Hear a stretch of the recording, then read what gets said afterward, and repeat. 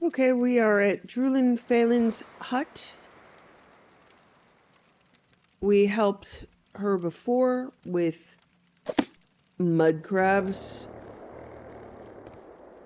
that were attacking her guar. For Redoran, now we're going to do it again for, also for Redoran, this time with Walk with bandits. virtue, Outlander. Did Naminda send you again? I've been having trouble with bandits. The bandits have only tried to get my guar and those of 2 other herders nearby. The bandits came from the south last time, and they led off one of my best guar that way. I'd check south of here to see if there are any caves or tombs that the bandits could be hiding in.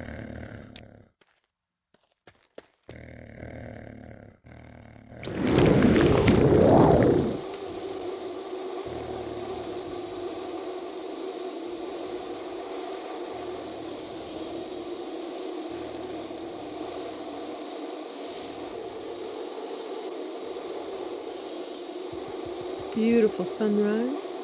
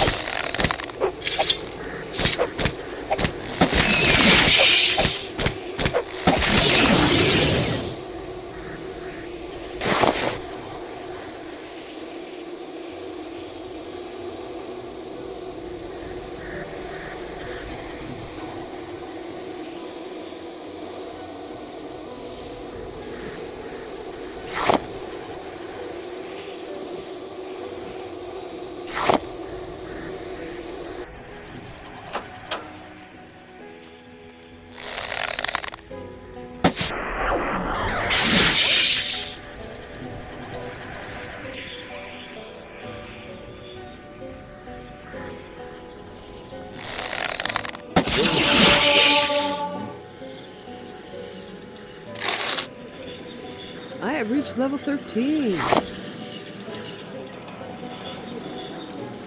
So me.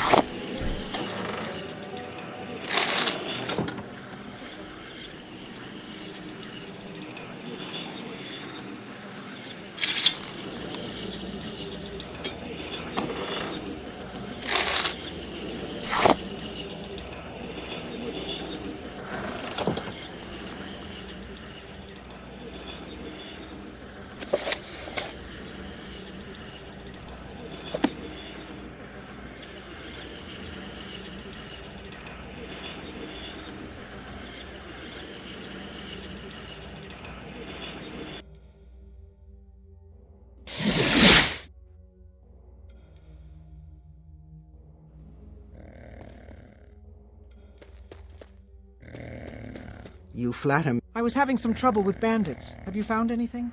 Well, I guess I owe you some more hackalow. I'm glad to hear that the bandits won't be troubling us again. Here you are. Just ask if you ever need anything.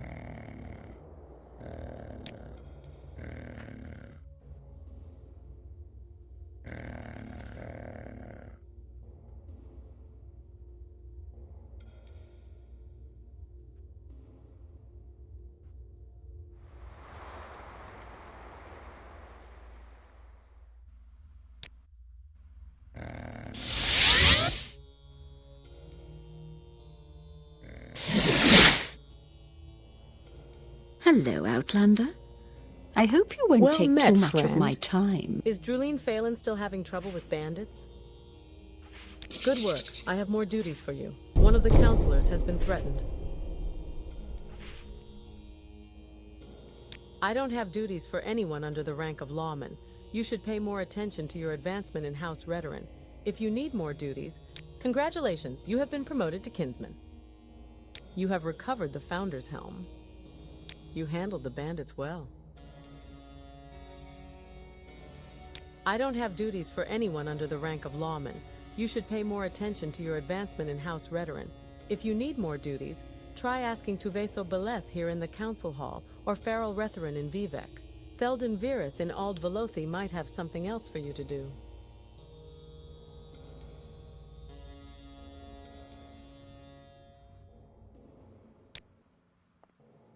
Vesobeleth. This place is difficult to navigate.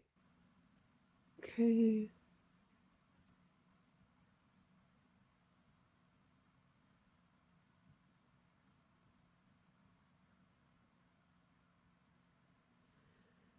She's a smith. Vesobeleth. Yes, Outlander. What do you want? I suppose there's no harm in talking. Hello, Outlander. I am Tuveso Beleth, and this is my son Deval. I am a smith of House Redoran.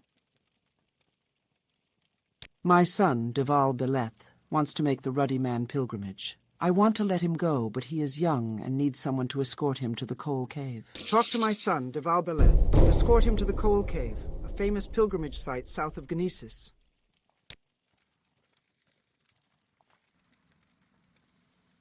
Okay. I am right here, so I'm just gonna pop over there and back. Is there something I can do for you?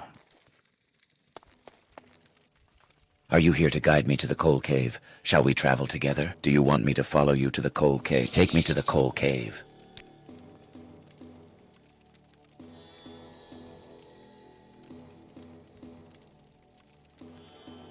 The Coal Cave is south of Gnesis.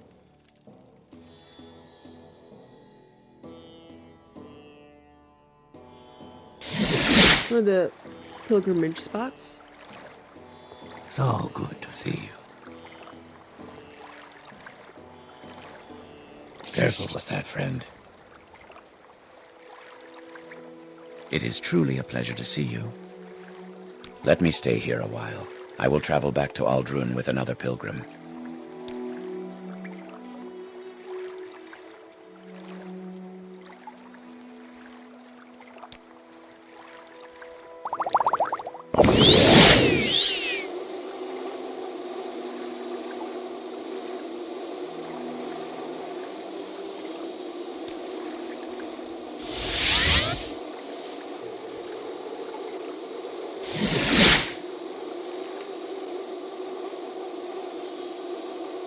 What an I suppose unexpected there's surprise. no harm. Did my son arrive safely at the Coal Cave?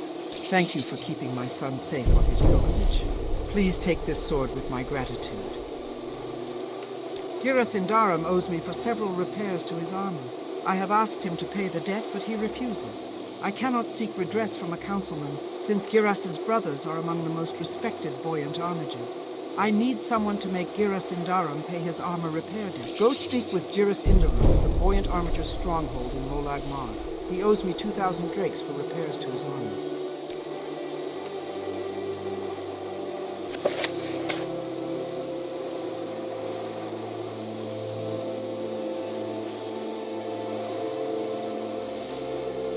Okay, so we're back to the main quest, Vivec Informants. This gets a little involved, so we need to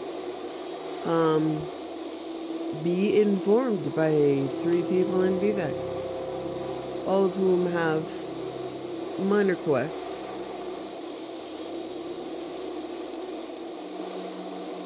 Well, one of them doesn't actually have a quest. Okay.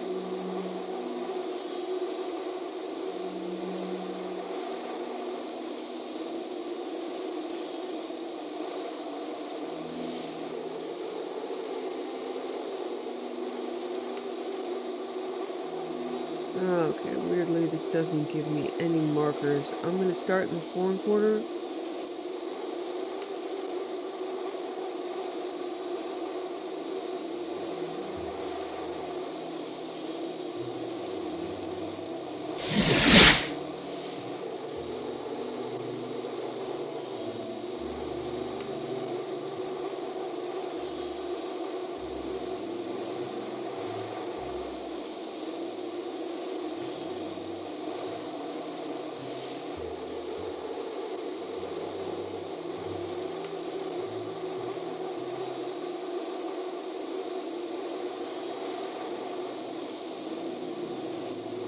Slippers of Doom. Okay, Black Shalk Corner Club. This is for Hulea. Questions?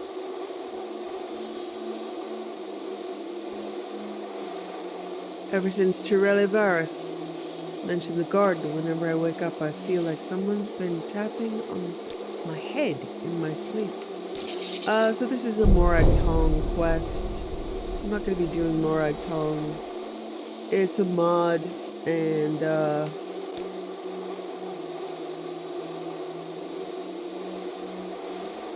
Morag Tong just does not I am in suit the her. service of the Morag Tong, a modest thrall in rank, and by vocation and training, an agent and executioner. In my private life, I am a student of history. There is little else to tell. Will you travel together with me to Jobasha's rare books? We leave through the door to the foreign quarter wasteworks, turn right, west, continue down the hall and across the atrium on the same level, then follow the opposite corridor west on the other side of the atrium all the way to Jobasha's door. I must warn you, unless these troublesome fools are persuaded to behave like civilized beings, there may be fighting and killing if we try to travel together. Thank you. I will follow you to Jobasha's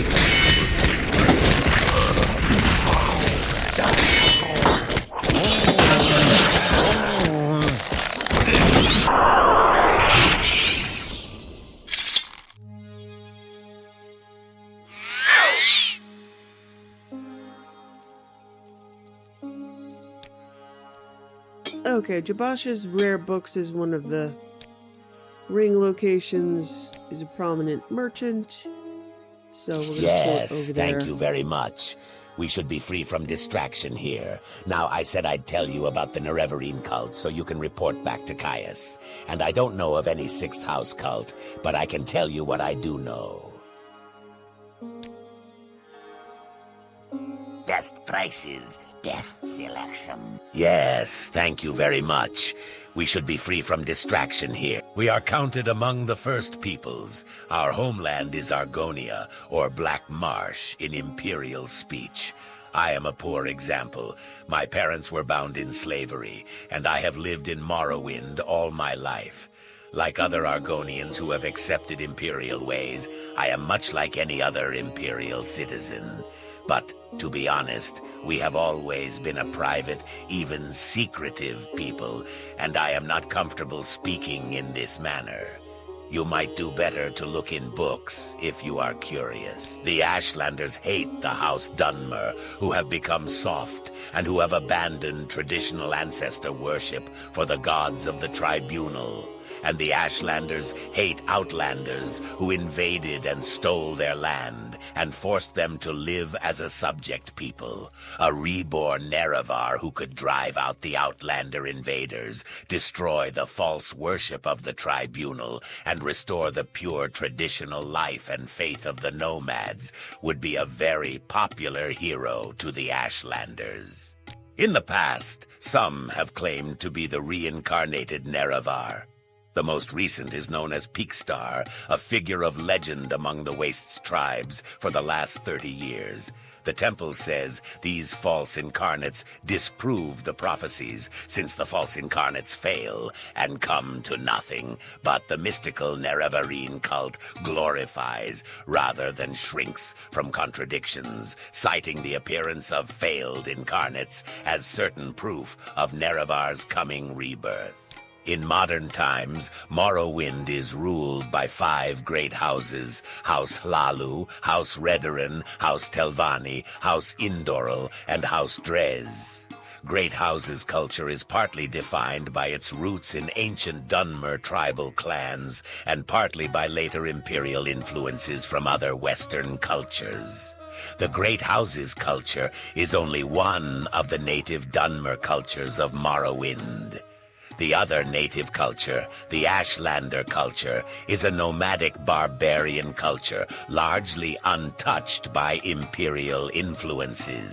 Jobasha is a friend of mine, a Khajiit. He owns Jobasha's Rare Books, which has a wide selection of rare and obscure books.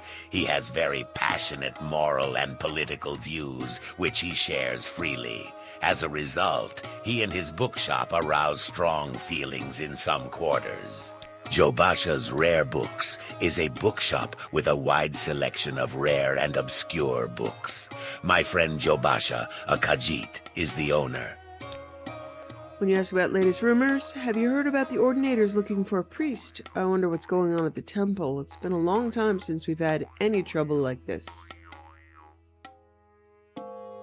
I am only a low-ranking member, but pauper and commoner do not suffer from war here as they do in the West, thanks to the honored traditions of House War and the Morag Tong.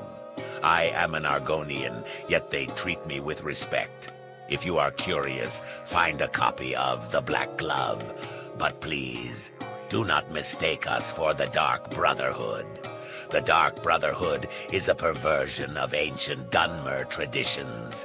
They have sold their honor for profit and are no more than a league of murderers for hire. There I don't understand between... the Morag Tong is political murders for hire. It's just that the Dark Brotherhood is a bit more mystical and attached to the Daedra. So I don't get it. For everybody to be saying this is a good way to be doing things, I would disagree. When the Ashlanders joined Nerevar in the Battle of Red Mountain, he swore on his great ring, one clan under moon and star, to honor the ways of the spirits and rights of the land. But after the victory, Ashlanders say the power-hungry tribunal slew Nerevar in secret. Then, setting themselves up as gods, the tribunal and the great houses forgot Nerevar's promises to the tribes. Ashlanders say Nerevar will come again with his ring, cast down the false gods, and make good his promises to the tribes. To understand the Nerevarine Cult, you must understand the history of the Ashlanders. Nerevar means something very different to the Ashlanders from what he means to Dunmer of the Great Houses. You should also know about the persecution of the Nerevarine and the legacy of the false incarnate, for the Nerevarine Cult is at the heart of the ancient conflict between the nomadic Ashlanders and the settled Great House Dunmer. Here is a summary for Caius, but ask your questions and I'll answer in detail. In the First Era, the nomadic Ashlanders and the settled Dunmer clans were much alike. But after the First Council and the formation of the Great Houses, Ashlanders have been steadily forced into the poorest and most hostile lands.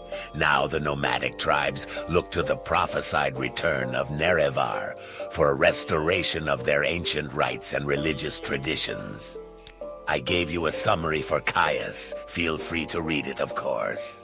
The temple treats the Nerevarine prophecies as heresy, and the temple imprisons and executes heretics unless prevented by imperial law.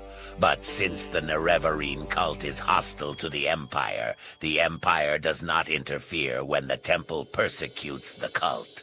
Ashlanders hate the temple, and particularly the Ordinators, for their ruthless treatment of Nerevarine cultists. I've never heard of such a thing. House Dagoth was the 6th house, but in the War of the First Council, they betrayed the other great houses and were destroyed for their treason. But I've never heard of anyone worshipping them. Dagoth the ancient head of House Dagoth, is the devil of the tribunal faith, but I've never heard of anyone worshipping him either. I am an imperial citizen, and I believe slavery should be outlawed, as it is elsewhere in Tamriel. Many of Tamriel's people once practiced slavery, but have now rejected it as cruel and immoral. I hope that in my lifetime, slavery might be outlawed in Morrowind, but the armistice confirmed slavery as lawful, and the great houses strongly resist any diminishment of the rights guaranteed by that ancient agreement between the Empire and the Dunmer.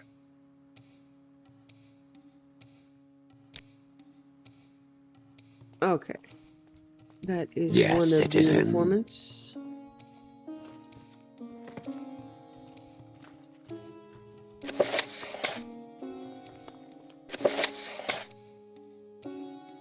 Next is at the library in the High Fane.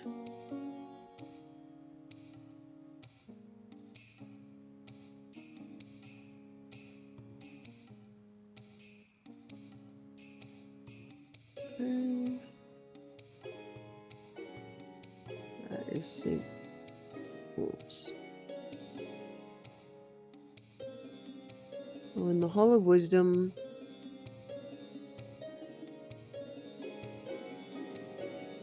Library of Vivec.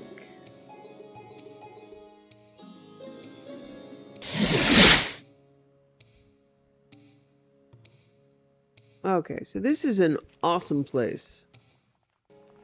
Okay, I have thoroughly ransacked the library. Greetings. I am at your service. This is I believe this is a modded NPC giving me a modded quest. You there? Yes, I have a proposition for you. It requires some footwork, but no danger. It might even improve your health to get some exercise. Interested? So I could say, what's it pay? Safe is right up my alley. I just wanted to ask you something, or get your own exercise, bookworm. Which is not like her. Okay, safe is right up my alley. Outstanding, Outlander. Perfectly safe, I assure you, and good for your health. Now I'm trying to track down a high elf by the name of Furion. I commissioned him for some work, and he was supposed to meet me here in Vivec, but his last correspondence was from Balmora a week ago. I'm growing impatient. I paid in advance. Here are 30 septims to cover expenses for your trip. I'll pay you another 30 septims upon your return with Furion's explanation. Ald Sotha is a splendid Daedric ruin within sight of Vivec City. Though exotic and picturesque, it is a dangerous site, haunted by old magics, dark cultists, and their Daedric summonings, and not recommended for sightseers.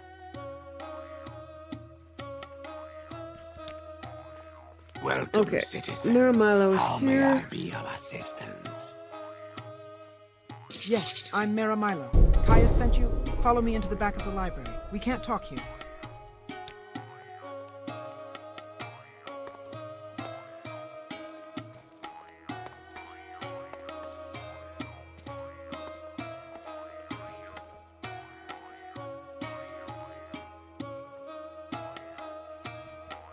Go ahead. I'm afraid I don't know anything about a 6th house cult, but I can tell you about the Nerevarine Cult. The temple worships Nerevar as a saint and hero, but prophecies of his reincarnation are punished as wicked heresy. The Nerevarine Cult claims the tribunal are false gods, hence the temple's persecution of the Nerevarine Cult. A group called the Dissident Priests disputes temple doctrine on the Nerevarine prophecies. The prescribed book Progress of Truth describes their beliefs. Get a copy of Progress of Truth for Caius Cosades. That will tell him things he needs to know about the Nerevarine cult. Caius is a dear friend. Like me, he admires the best traditions of the temple. Charity for the poor, education for the ignorant, protection for the weak. He is a Westerner, but he has come to love our land and our people. But like me, he distrusts the arbitrary power of the Ordinators, and like the dissident priests, he suspects the temple is hiding something. He serves the Emperor, but he also loves Morrowind, and he sees the failing virtues of the temple as a threat to Morrowind's political stability. The dissident priests dispute temple doctrine and are outlawed and persecuted by the temple. Ordinators arrest and imprison heretics, and the Empire cannot interfere. Progress of Truth lists their beliefs. In brief, they challenge the purity and divinity of the tribunal, suggesting their powers are sorcerous, not divine, and perhaps akin to the powers of Dagoth-Ur. They also condemn the arbitrary power of the Ordinators and accuse the temple hierarchy of self-interest and corruption. That means nothing to me. Perhaps you wouldn't know, but the temple regards disturbing dreams as a sign of soul sickness, a sign that the mind is deranged by impure impulses and dangerous feelings. The Ashlanders have many superstitions about dreams, but they have superstitions about everything. As I said, the dissident priests have a book called Progress of Truth, which gives their views on the beliefs of the Nerevarine Cult. The Ashlanders have a mystical tradition of interpreting dreams and visions as prophecies. These prophecies are recorded in verse and may be lost or garbled over the generations. But the dissident priests have collected many ancient prophecies of the Nerevarine, many of which they believe to be genuine. Collectively, these are called the lost prophecies of the incarnate. One of the sacred missions of the dissident priests is the collection and study of these prophecies. Why does the temple persecute the dissident priests? Because attacks on the temple weaken the faith and leave the people defenseless against the influence of Dagoth-Ur. Faith is what strengthens the will of the believer against Dagoth-Ur's lies.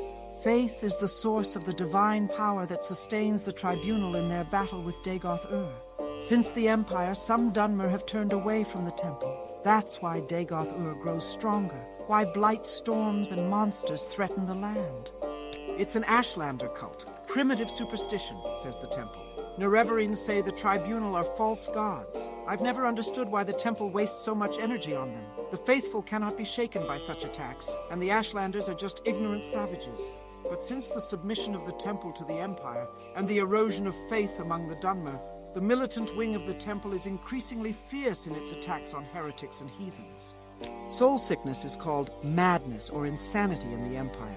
Signs of soul sickness are strange dreams, uncontrollable impulses, and cruel and evil deeds. Madness is not a disease, as Westerners believe, for if it were, it might be cured by blessings and healers. Soul sickness is a curse of Dagoth-Ur, who sends dark dreams to attack the weak of faith in their sleep. Those strong in faith can resist. Those weak in faith must seek counsel from the temple. This book lists the disputes of the dissident priests with tribunal temple doctrines. The temple has outlawed the sale or possession of the book, so it will be hard to find. We have a copy here, but I fear I'm being watched by the Ordinators here. A safer plan would be to search local booksellers. Some booksellers ignore temple bans on outlawed books for profits or for principles. Okay, let's see what this Progress of Truth is all about. Greetings. I am at your service.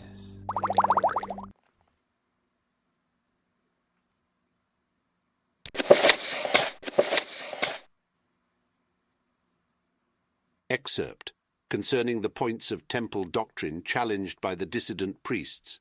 1. The divinity of the tribunal.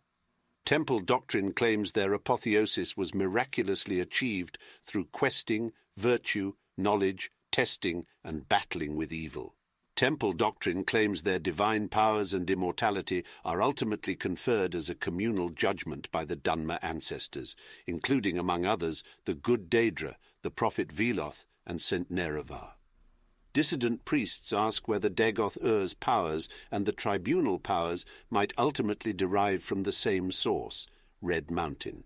Sources in the Apocrypha suggest that the tribunal relied on profanely enchanted tools to achieve godhead, and that those unholy devices were the ones originally created by the ungodly Dwemer sorcerer Kagranak to create the false construct Numidium.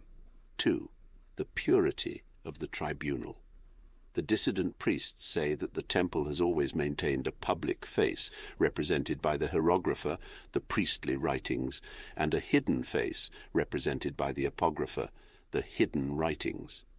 The public account portrays the actions of the tribunal in a heroic light, while the hidden writings reveal secrets, untruths, inconsistencies, conflicting accounts, and varying interpretations which hint at darker and less heroic motives and actions of the tribunes. In particular, conflicting accounts of the battle at Red Mountain raise questions about the tribunal's conduct and about the source of their subsequent apotheosis. Also, there is good evidence that the tribunal have been concealing the true nature of the threat posed by Dagoth-Ur at Red Mountain, misleading the people about the tribunal's ability to protect Morrowind from Dagoth-Ur, and concealing a recent dramatic diminishing of the tribunal's magical powers. 3. Temple accounts of the Battle of Red Mountain. Ashlander tradition does not place the tribunal at Red Mountain, and holds that the Dwemer destroyed themselves, rather than that Nerevar destroyed them.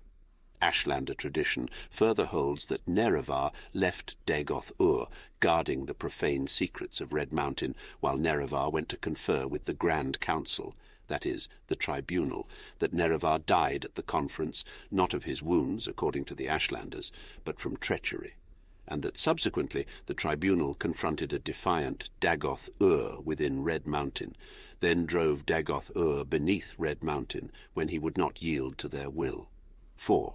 Veneration of the Daedra, saints and ancestors. While challenging the divinity of the tribunal, the dissidents do not challenge the sainthood or heroism of the tribunal. In fact, the dissident priests advocate restoring many of the elements of fundamentalist ancestor worship as practiced by the Ashlanders and by St. Veloth. Exactly how this would work is debated inconclusively within the dissident priests. 5. Denial of the prophecies of the incarnate and persecution of the Nerevarines. Though no consensus exists among the dissidents about whether the Nerevarine prophecies are genuine, all agree that the persecution of the Nerevarines is unjust and politically motivated. The dissident priests do not reject mysticism, revelation, or prophecy as part of the religious experience. The dissidents have not resolved the issue of true or false insights. They have studied the mysticism of the Ashlander ancestor cults, in particular the rites of the Ashlander seers and wise women, and the prophecies of the incarnate. Many among the dissident priests have come to believe that the Nerevarine prophecies are genuine, and have made a systematic study of prophecies recorded in temple archives. 6. Authority of the Archcanon and the Ordinators. The dissident priests reject the authority of the Archcanon and the Ordinators. The temple hierarchy has been corrupted by self-interest and politics, and no longer acts in the best interests of the temple or its worshippers. The dissident priests believe the Archcanon and Ordinators speak for themselves, not for the tribunal. 7. The Inquisition and the use of terror and torture by the Ordinators. Within the temple hierarchy, it is an open secret that the Ordinators rely on abduction, terror, torture, and secret imprisonment to discourage heresy and dissent. The dissident priests feel the Ordinators are either out of control or tools used to maintain a corrupt priesthood in power. 8.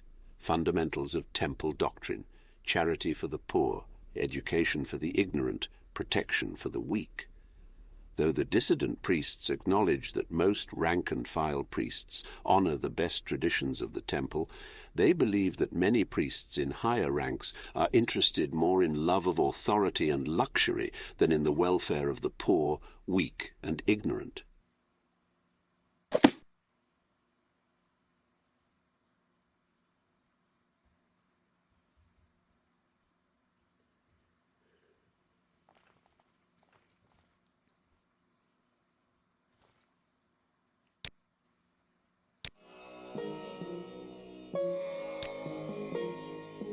Alright, well that's a bit to take in, but it's in line with her understanding of human nature.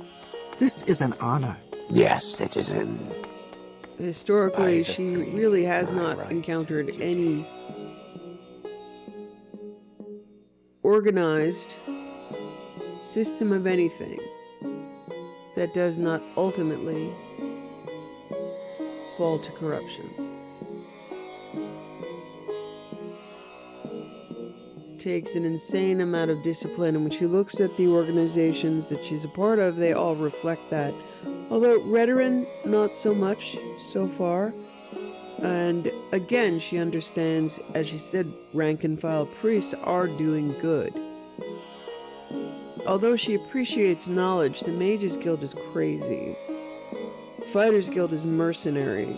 She doesn't want to go anywhere near the Thieves Guild or the Morag Tong. She's against slavery, so she's against Telvanni and Dres.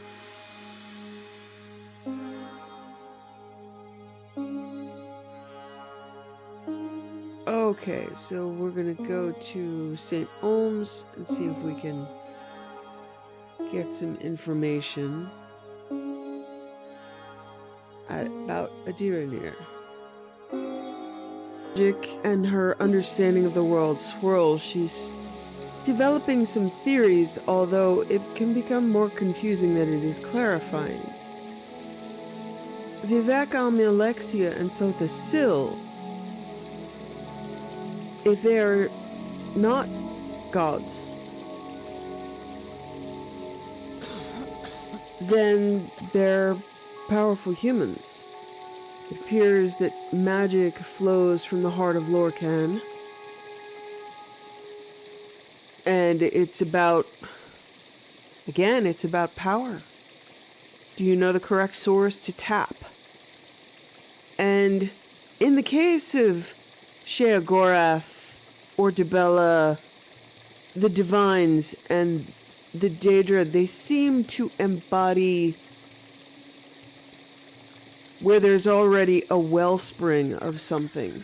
So there's madness in people, therefore there's madness in Sheogorath. Yes, citizen. But without people, Sheogorath couldn't exist. Neither Go could ahead, Dibella. So they what do you are need? more avatars. So there are those who have tapped into real sources of power, whether it's because humans generate them or because a god's heart creates it. It's something to think about. Welcome to Vivec. I'm sure you have some questions. What would you like to know? Okay, I know Adiranir. And if I know Adiranir, she'll be staying out of sight as long as the census and excise agent is lurking about. Probably down in the underworks. Look for trapdoors down from the canal works level. Okay, so you hear about the census and excise agent. The underworks are the canton sewers. Go out and look over the side. You can see the outflow drains underwater. Very nice place. Yes, indeed. So we have to go find Adiranir in the canal works.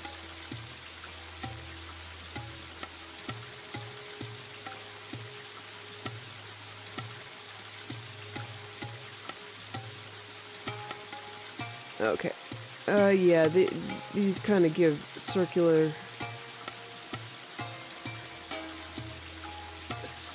markings, but yes, we're looking for Savisa Terran, who will tell us more.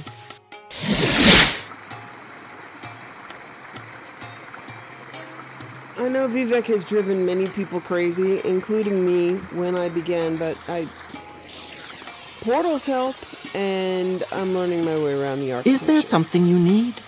This is the sacred city of Vivec. Count your blessings. Can I help you find someone in particular? Or are you just looking around? A census and excise agent has been prowling the Canton Falar, and this agent, whose name is Duvianus Pretorius, has been showing an interest in Adiranir. So my guess is that while this census and excise agent is making his appearance, Adiranir will be hiding in the underworks. Swims pretty good for a kitty. Gets her inspiration from the census and excise, I reckon. Look for trapdoors down from the canal works level.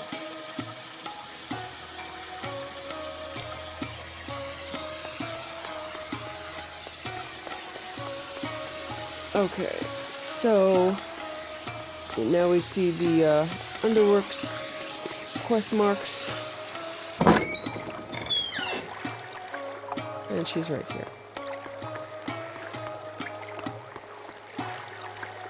You have questions? Great. So Caius says to you, speak with a Diranir, and you've done this thing. You are speaking with a Diranir. But a Diranir will not talk to you about the Nerevarine or the Sixth House cult. All because why? Because a Diranir is, at this moment, very distracted by a nice census and excise agent who also wants to speak with her. You do not know this? They are the collectors of the Emperor's taxes and tariffs, and the Emperor has outlawed trade in many things, like Dwemer artifacts and ebony, and a census and excise agent will enjoy being a pest about such things for several reasons. A census and excise agent is not a Diranir's favorite person. You want a Diranir to help you? Make the bad agent go away. Then she will tell you things.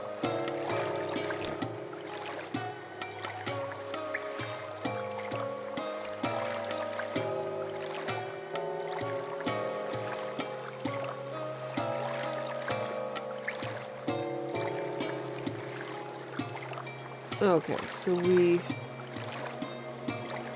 that's strange. Okay. I'm in St. Olms and it just sent me back to the foreign quarter. Alright. Confusing. So now we go speak to the census and tax agent.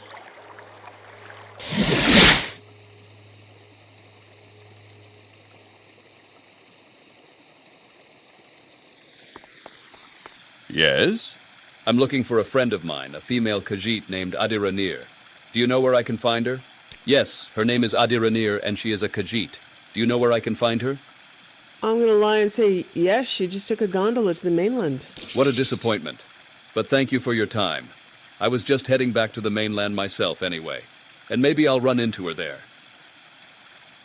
Okay.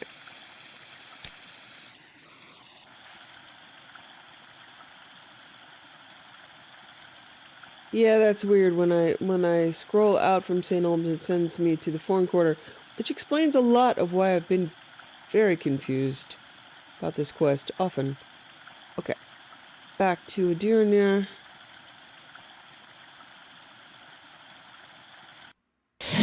Even the map is confused about Vivec.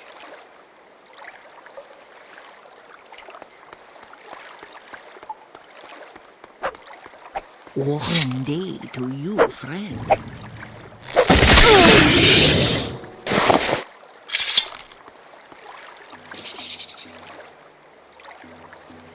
So, are you the one Adiranir must thank for getting rid of the annoying census and excise agent? Indeed, Adiranir is very glad to see you, and very happy to tell a friend of my good friend Caius.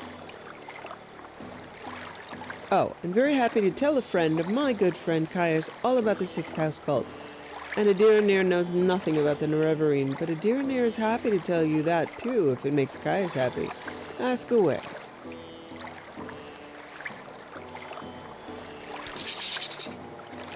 Sixth House cult. This Adiranir knows about, because it's about smuggling.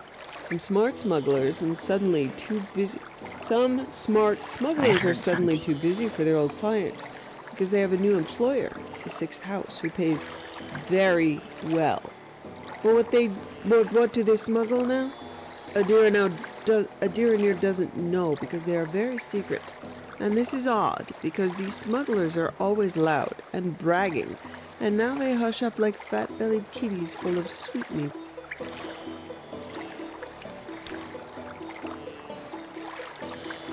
Smuggling is big business. The Empire says we can't trade skooma, moon sugar, ebony, Dwemer artifacts, exotic Dwemer weapons and armor, and slaves. So smugglers trade these things. Smugglers also smuggle grief, shine, and sujama to avoid imperial tax. And now the Sixth House hires smugglers, though what they smuggle, Adiranir cannot say. Okay. Now that we've spoken with the dissident priest, I'm going to check back in on Galen. See if we can advance anything about their quest.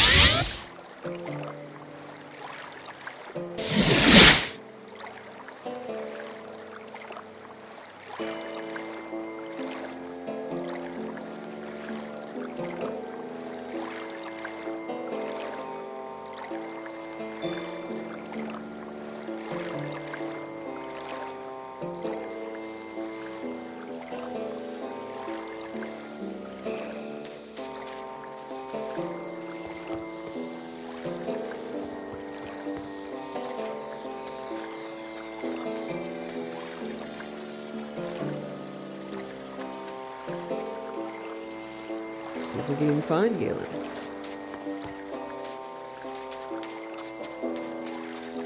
Ask a mud crab. Seen Galen? Huh? Yes, no? Wow.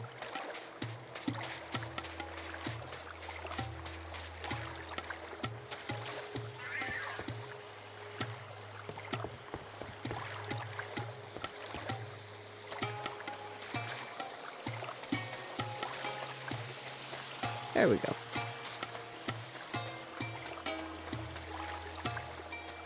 Please join me.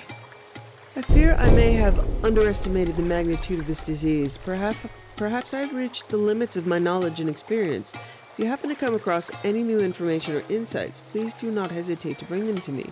I will continue to study this affliction, but I may need to accept that a cure is beyond my reach.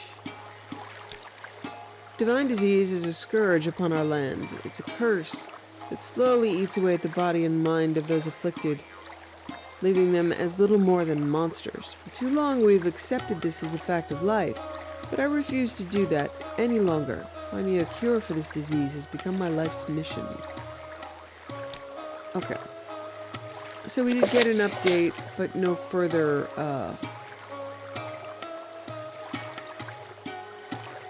no further quest. Okay. So, we return to Balmora. Look at how beautiful. That's gorgeous. Return to Balmora to turn in Vivec Informants and to do the next step in the Fighters Guild.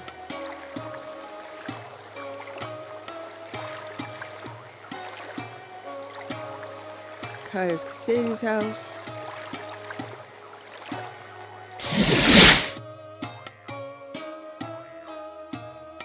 Well, where did I put that? Are you here to discuss your orders, or is there something else you want? I have your report, and I'll make copies of your notes from Huleya and the Progress of Truth. Give me time to read and digest all this. In the meantime, I'm promoting you to journeyman. You're doing good work, and here are 200 drakes. Go out and treat yourself to a new pair of shoes, and go do some jobs for the guilds or other freelance work, just to keep your cover story current, or get some training. Then, when you're fit and rested, come back, and I'll have new orders for you.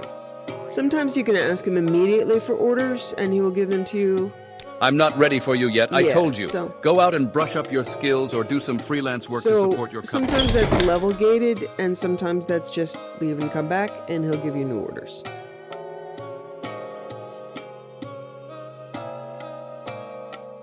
This is one of those leave and come back times. I have knowledge. Are you here to discuss your orders? Or is there some... We need an Ashlander informant. I have heard of a fellow in Aldrun named Hasur Zainsubani, an Ashlander who left the Wastes to become a wealthy trader. They say the Ashlanders like to give and receive presents. Take these 100 drakes. Find out what Zainsubani likes, and get him a gift. Then give him the gift and see if he will tell you about the Ashlanders and the Nerevarine Cult. Then report back to me.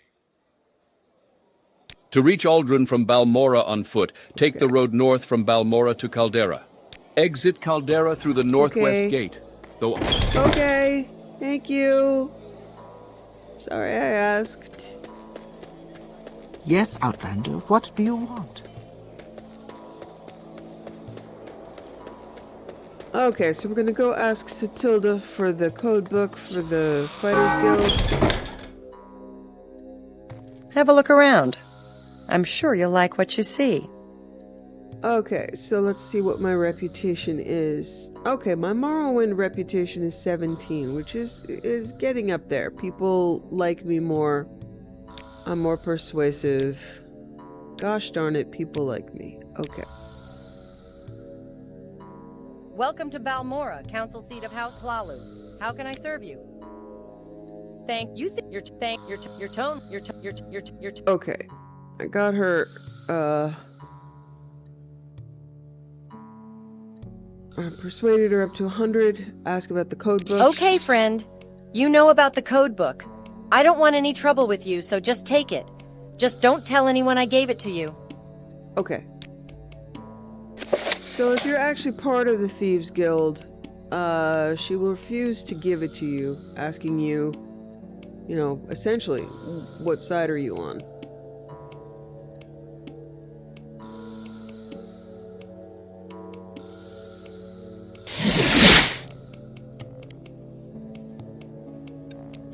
Ah, Have you recovered that code book yet?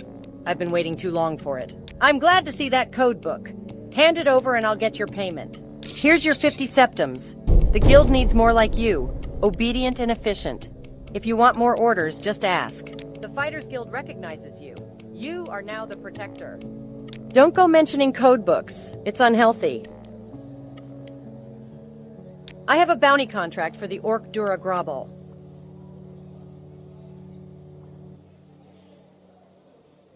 Helvian Desele runs a corner club in Suran. She owes Manos Othreleth, one of our clients, 200 septums. Bring this money to me and I'll let you keep half of it.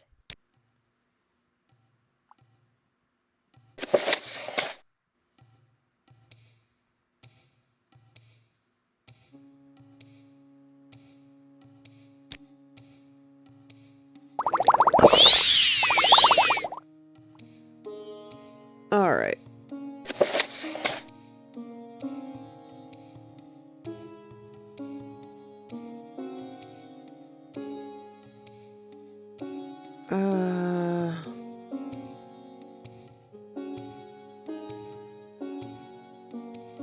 Alright, this looks pretty involved. Mages Guild, when interiors don't match their exteriors. Maniel Silbanite told me the Old Ebonheart Mages Guild has a magically hidden, sealed-off set of rooms, part of a previous attempt to expand the guild hall. Okay, so, I'm gonna try picking locks, I guess. Gold, glass, ebony.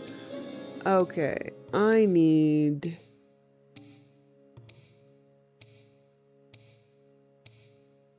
adamantium ore. Alright, these are some involved, confusing quests. Let's get started. Alright, Mages Guild, Old Ebonheart. Let's go speak to Archibald Vane.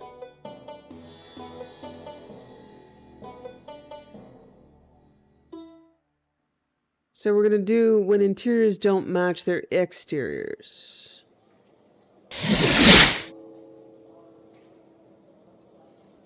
Now this is gated by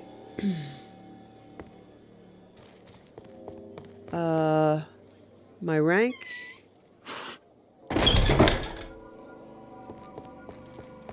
So let's see if Hello there. How are you? Sends me on any To sort of what mission. do I owe this pleasure?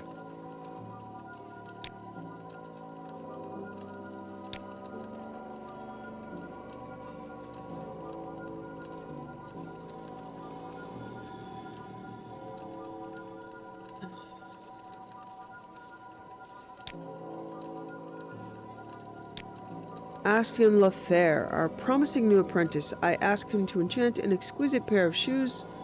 Okay. Alright.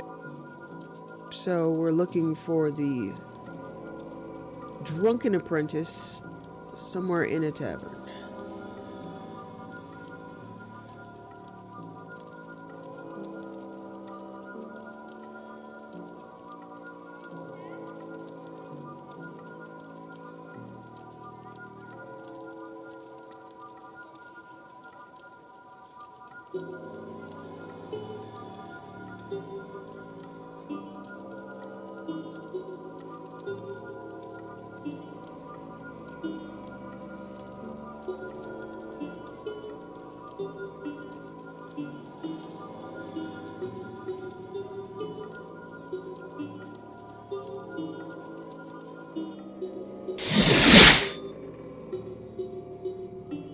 Don't press your luck. Is there something you need? You want cheap thrills? You're in the right part of town. Okay, this Been in here before. There's a bunch of Thieves Guild folks here. Tell your friends about this place. See if I can find... The scent is new.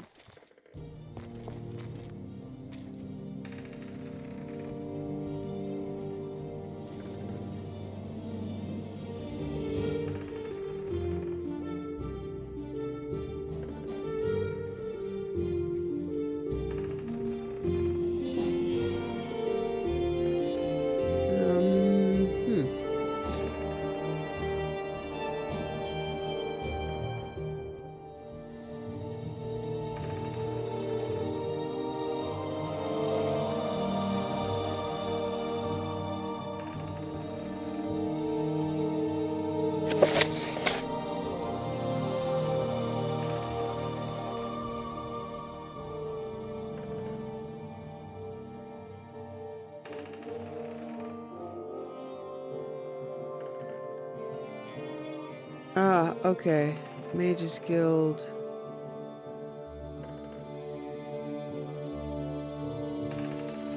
Watery Fate.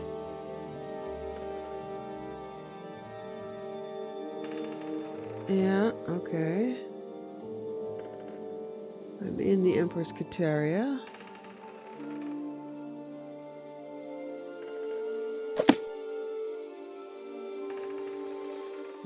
No, yes, no, yes.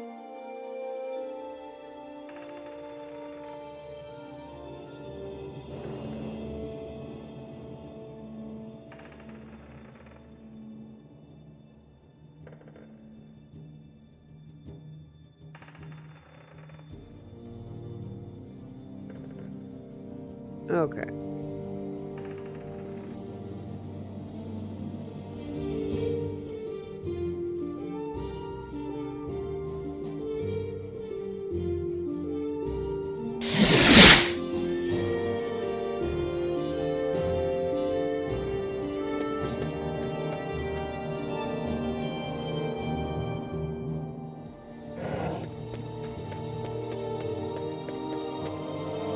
Looks like it should be an alleyway, but it isn't. Let's see if they're inside the house.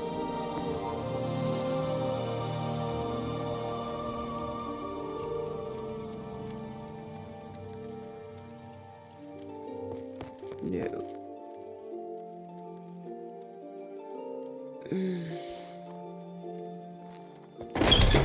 I bet this is a sewer thing, isn't it?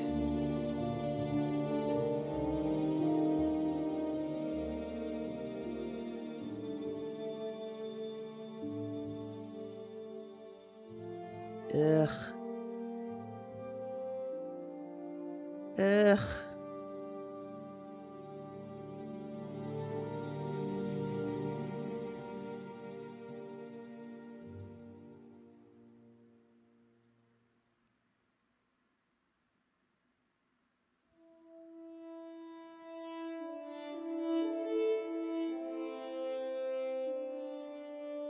Okay. Here's another marker.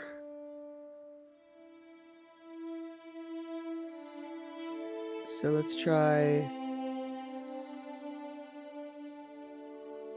the moth with poltergeist chairs. Okay. Speak freely, That's friend. new.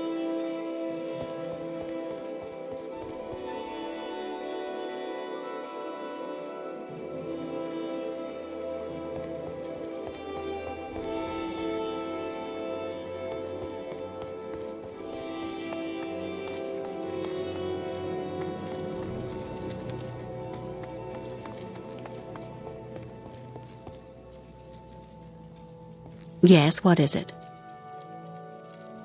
That's it. No more wizards allowed in here, ever.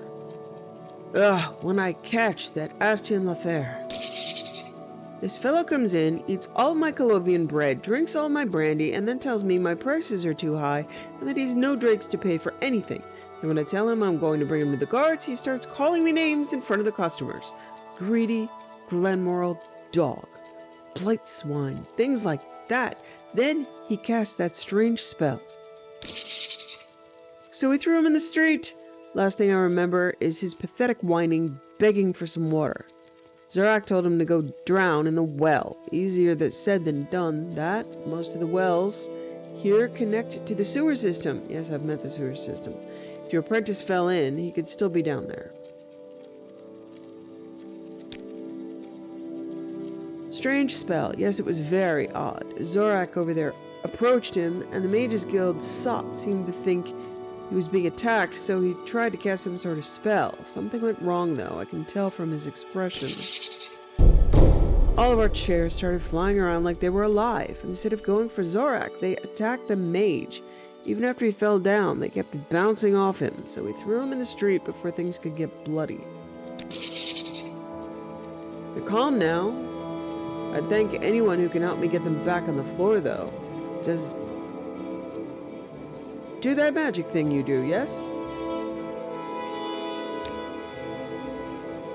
I'm listening. Yes? Don't really have any chair spells of which I am aware.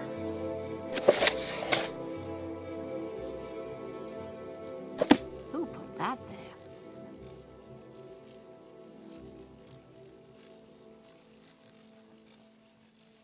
Okay. Sewers it is. Fun.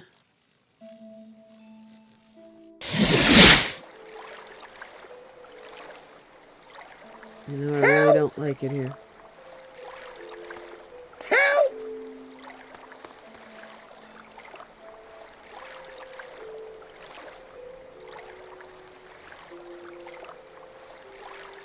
Hello? Is there someone up there? Please help. Can you hear me? My name is Estienne Lothaire, and I fell down here the other night. What? It's a long story. It was a stupid conjuration accident. Who knows how much time I've been sloshing around here in this cold water. Hurry and help me get out. I've been here trying not to fall asleep and drown, but I don't think I can hold out much longer. Foolish mishap. The other night, after a couple of drinks, I came to the well for some cool, refreshing water, but the crank proved too heavy for me. I am not a barbarian, after all, but a mage's apprentice. And not just any apprentice at that. I'm Estienne Lothaire, prodigy of Wayrest, at your service. So, what happened then? So here I was, unable to turn the rusty well crank. What could I do? My superior intelligence started working. What did your superior intelligence decide? My superior intelligence started working. Cast levitation on the bucket below, perhaps? Cast a feather spell on the crank handle to make it lighter? Both spells are too hard to pull off being that drunk, however, even for me. Fortify my own strength? An inelegant solution, not worthy of a Breton's talent. And I remembered my conjuration lessons. A telekinesis spell on the bucket would rapidly bring it up to my hands. Clever, isn't it? Maybe. However, for some reason, I mistook summoning for telekinesis. It must have given me the wrong ale. Normally my head is not turned so by alcohol. I cast the spell, but when a skeleton appeared by my side, it was so sudden. His glowing red eyes so scary that I tripped and fell down here. But telekinesis is a mysticism spell. I think I would know my magical schools. You are wrong. But it doesn't matter right now. That's my story, and I'm sticking to it, and I am nearly drowning in here, remember? I might be able to get you out of there. You will? Thank you, stranger. What do you suggest we do? I will teach you a spell. Aha! That must mean you're a superior ranked mage. Is this a test? I'm ready for it. You will see I'm the best apprentice in Old Ebonheart. I will teach you an Almsivi intervention spell. The magic of the native heathens. I guess it would be okay. They don't mind if I'm not a believer, right? So you make the holy symbol, and then you say the holy word, and... oh! Okay. Okay. Yay?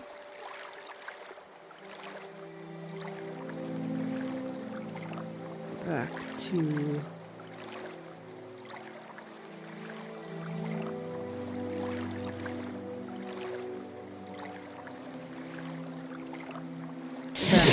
Mages Guild.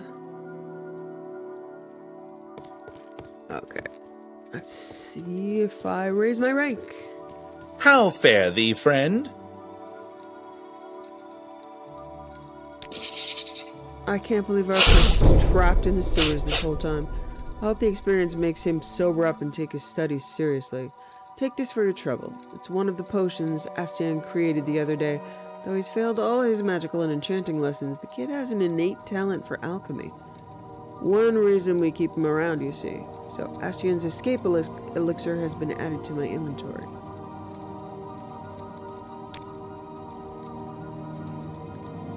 Ask about chairs start flying. Spell to make chairs stop flying?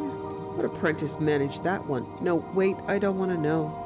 Try taking it up with Elvilda. She specializes in that sort of magic. I don't have anything for you at the moment. I believe Valkyria Krex was looking for some assistance. Something about a missing apprentice? Not sure, far too busy.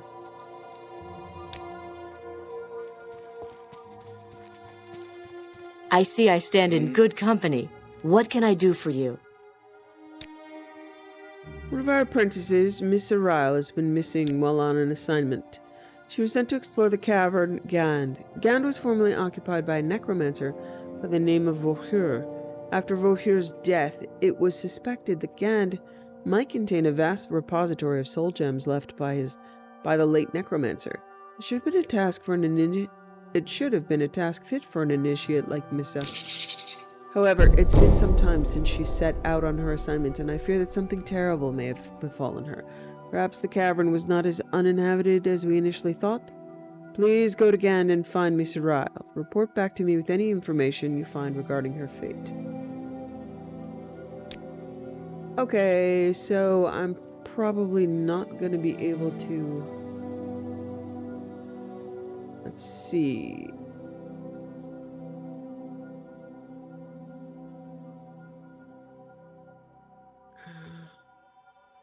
Guild of Mages Half Maze. Okay, it's a little confusing. Share your thoughts, friend. I enjoy the company. See if anybody has any more information. It was larger and considerably more dangerous than our current guild hall. Maniel Silvanite might be able to tell you more. Okay? If I can be of any assistance, I'll be happy. Please, feel free to talk at your leisure. Let's see, are you over here? Or over there? If I can be of any assistance, I'll be happy to help. That's how I like I'm it. all yours. Bold and Please, direct. Go ahead. Come. What can I help you with? The great circle of life goes on, sweetie.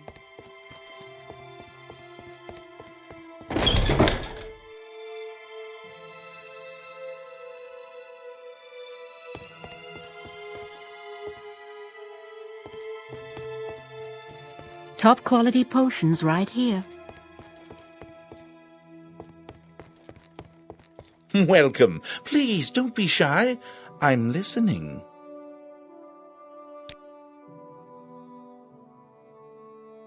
Okay. It doesn't have more to say.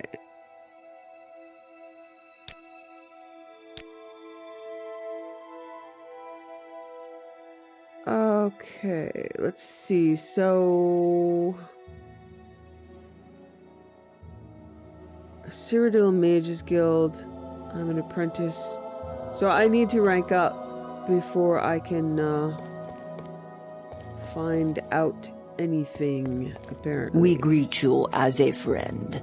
Welcome.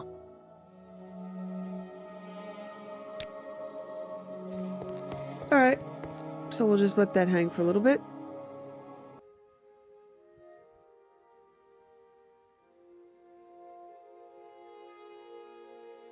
Okay.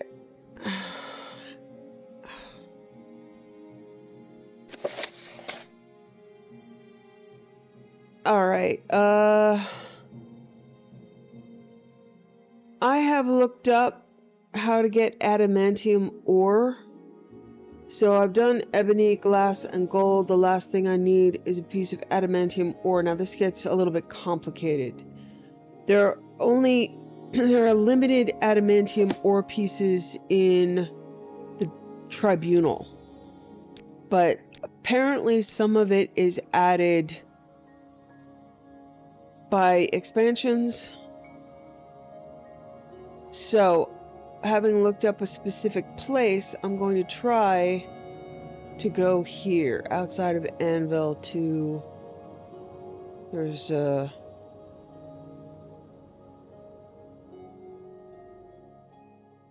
Kingfisher Cave. Right there. Apparently there's a piece of adamantium ore there. It's going to be a little bit of a long haul, but we're going to levitate over the water. Other than that, I'm, you know, she's not all that passionate about paperwork and minerals. Herbs, yes. Minerals, yeah. They're okay. I guess.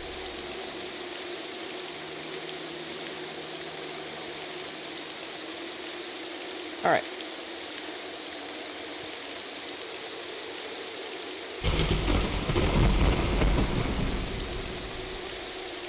That's pretty.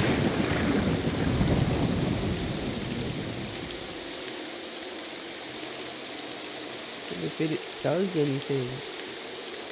I didn't look to it. The Lady Stone. Oh, they added stones. Marked by special fate, you rule your destiny. Do you choose to steer by the star of the Lady? Oh, okay, so it's stones, just like in Skyrim.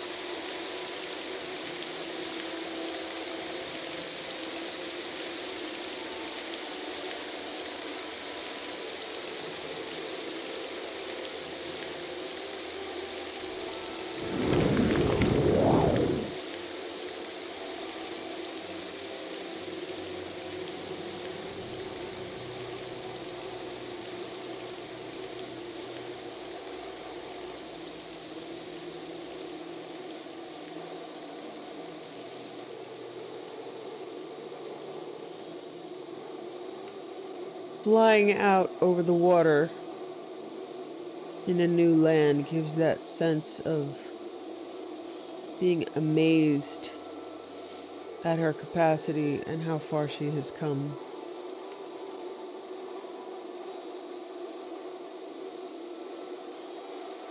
It is strange and beautiful.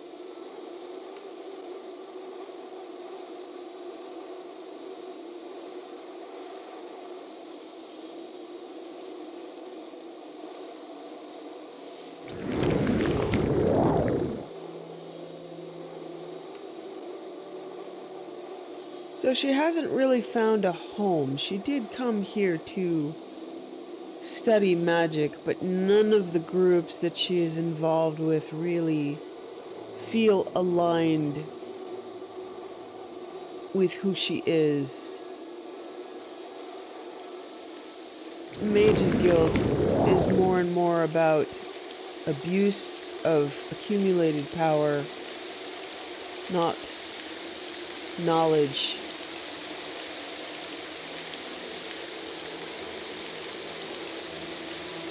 Maramilo.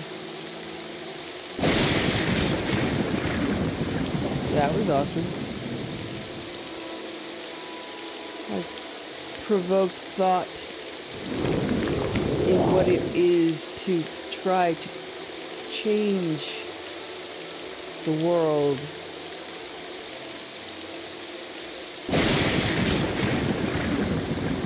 And Galen also wanting to cure the disease. She has these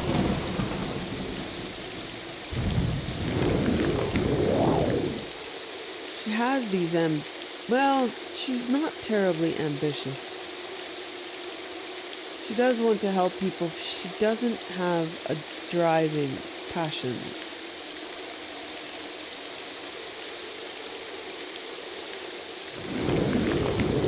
This almost looks like an alien ruin.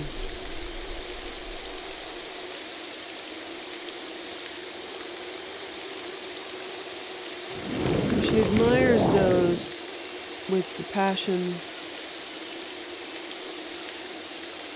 So Mara and Galen both really appeal to her, but they both seem so isolated and cut off from the world around them, because their primary purpose is defiance.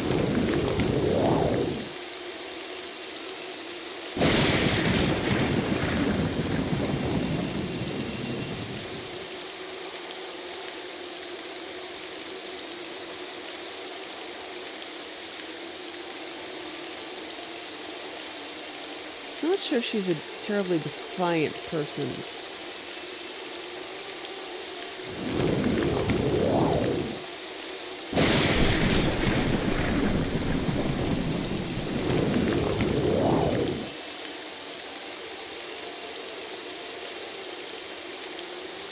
I mean, to others, yes, but essentially she just wants to have decent boundaries. So it's a lot to consider. Wondering again whether or not being a magic caster brings her close to those corruptive forces.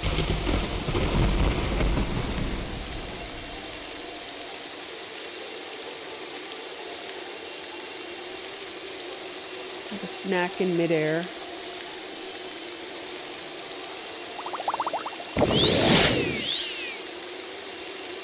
Kind of amazing.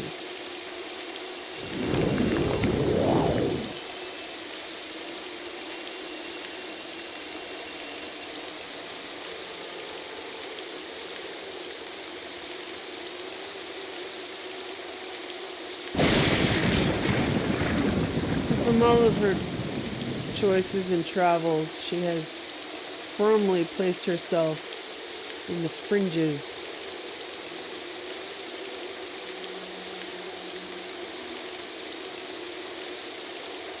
She doesn't want to really... She wants to reform all of these places.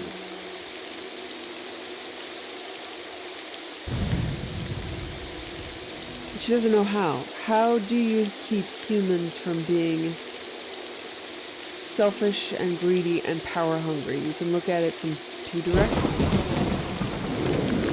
The world that we're in forces us to do that. It's a drive beyond our control. We have to eat.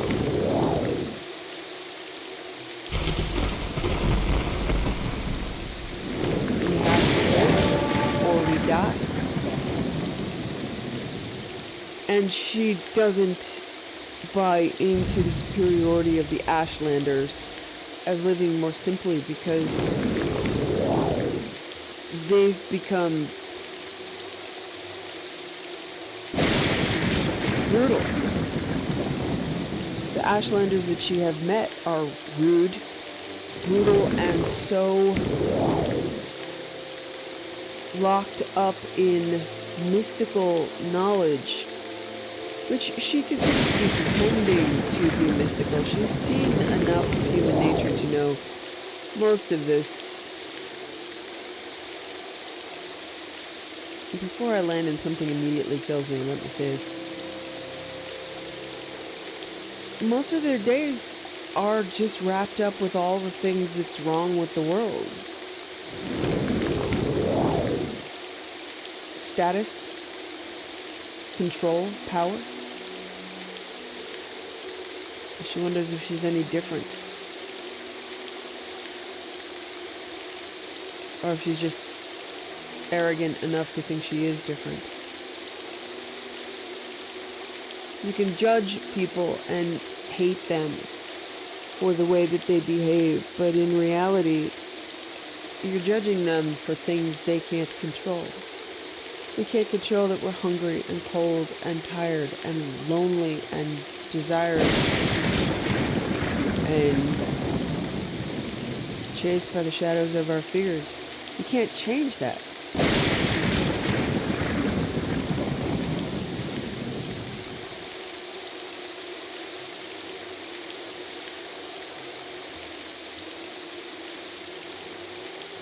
But there is such a thing as clean nature and disease, and she can honor that. There were lots of diseased animals in Deshaan, and there's a difference between being a clean creature that takes care of its needs and then goes and lays in the sun, an inherently diseased creature that only kills and destroys. So maybe that's the nature she will choose to honor.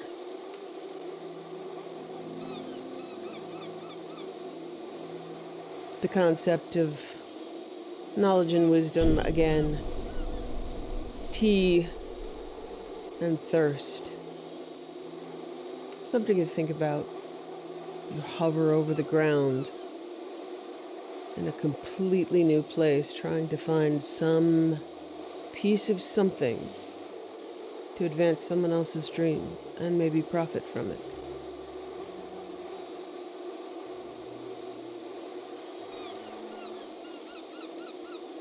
Okay, are you gonna try to kill me or what? I suppose Hello? I could spare a moment or two. Hello, are you heading out into the wilderness? You'll want to watch yourself. It can be dangerous, especially around the ruins. Well, thank you. Thank you for worrying about me. Okay, so, Kingfisher mine? There we go, Kingfisher Cave. Okay. Now we're gonna go in here and see if we can get that piece of adamantium. We're not gonna worry too much about it.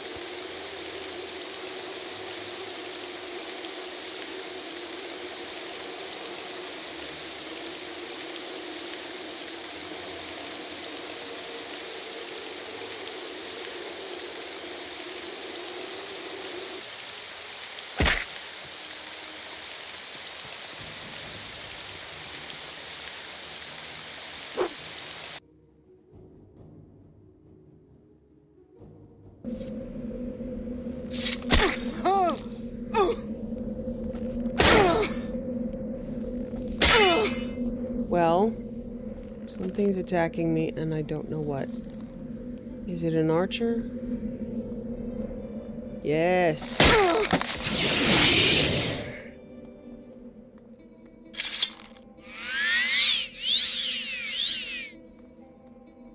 She hasn't looked in a while, but it's nice to see. She has over 100 hit points.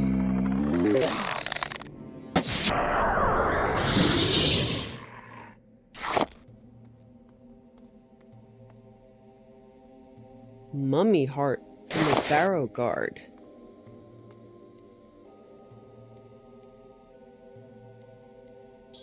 Okay, this... She is unsure, but this is a cave, but it looks like a temple space.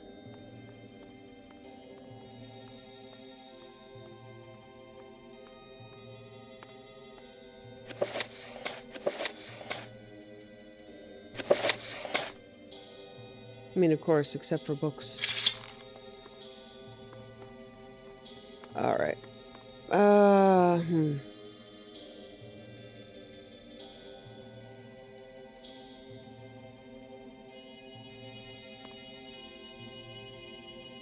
So I don't know if it's here as loot.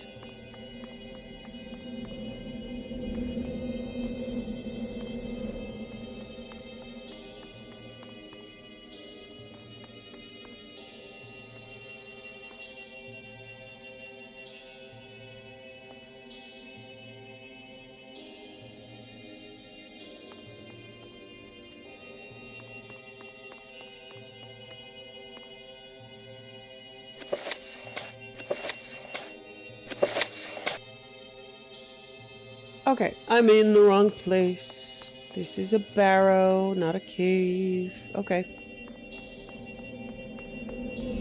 So long, and thanks for all the books.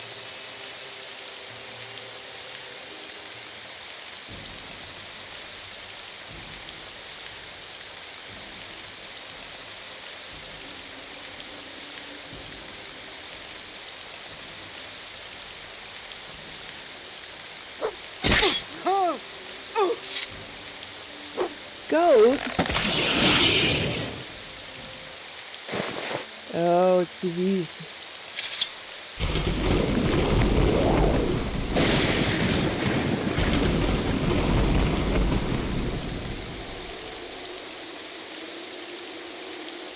Okay.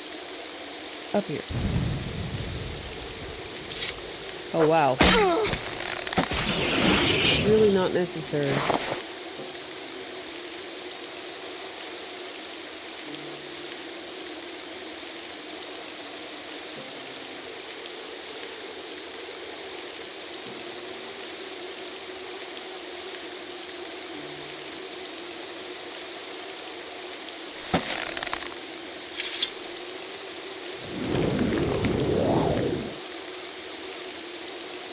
Okay, let's try this again.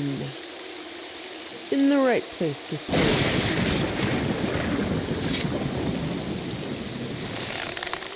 Oh, goblins.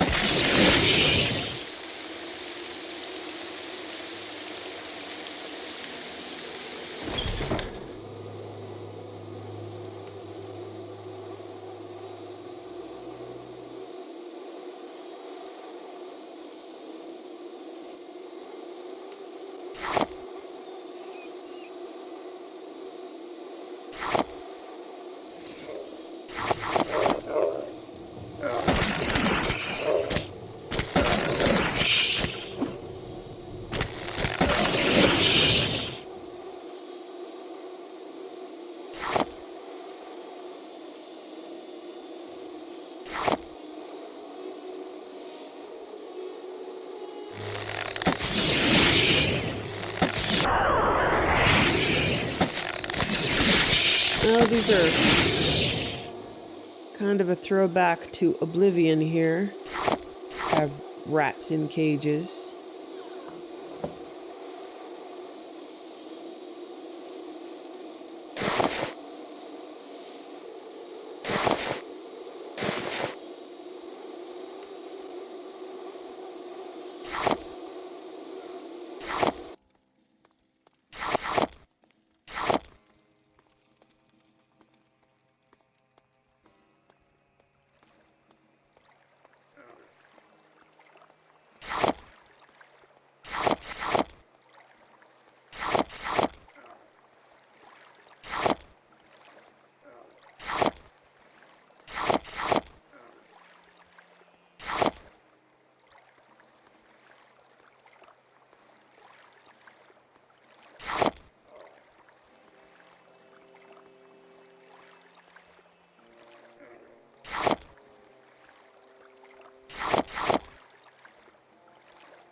I'm not sure if it applies here, but in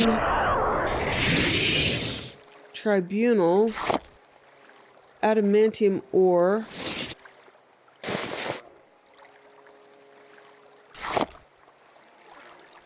doesn't, if you find a place, you won't always be able to mine it. So it's intended to be very rare.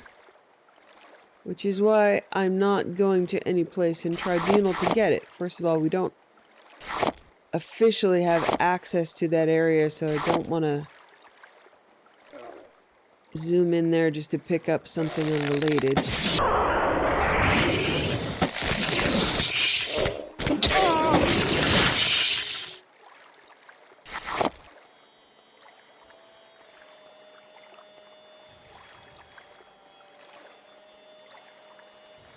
Just happy enough just to get exotic mushrooms.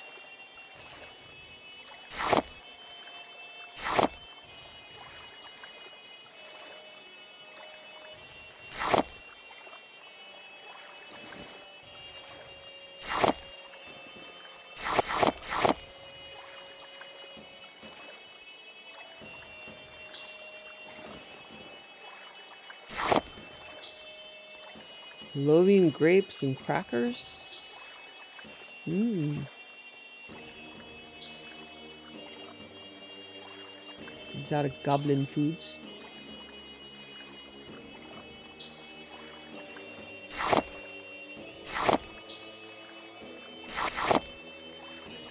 Okay, that looks like a mining icon up here.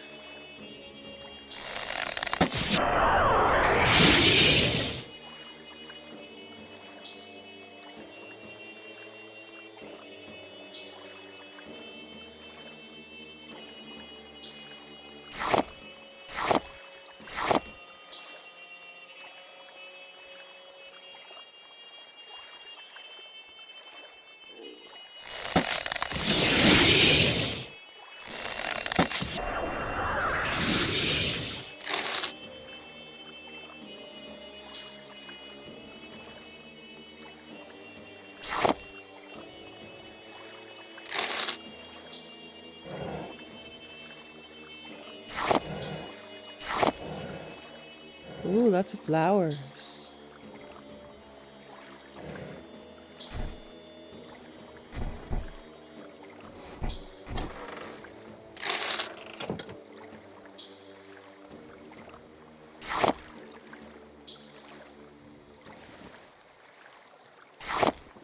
Definitely see some alchemy in my future. Okay.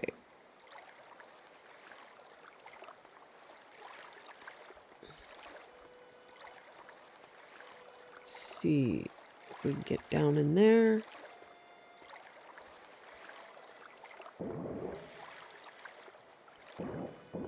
Ah, diamond.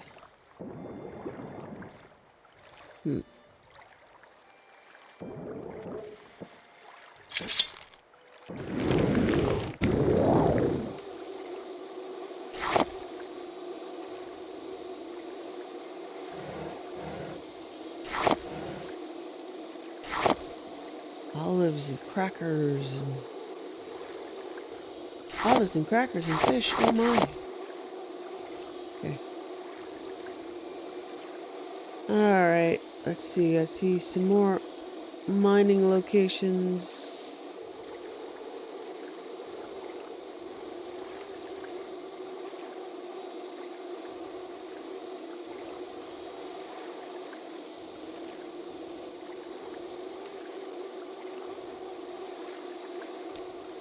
But it looks like more diamond.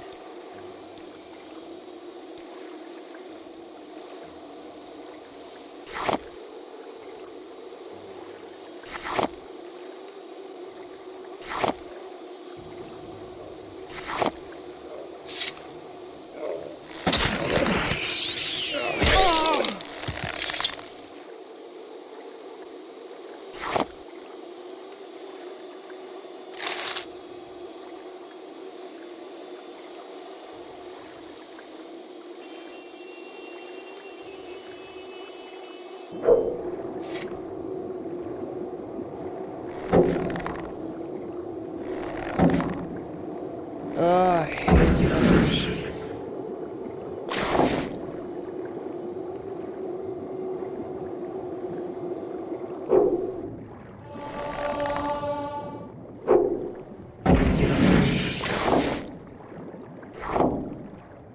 Diamond.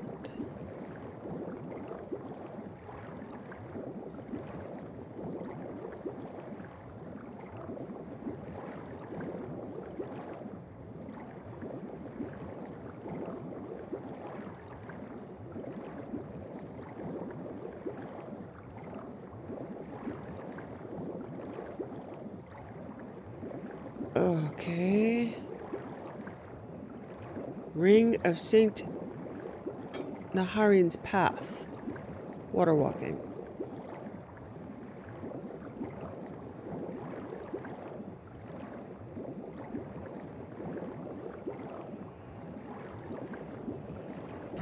Diamond.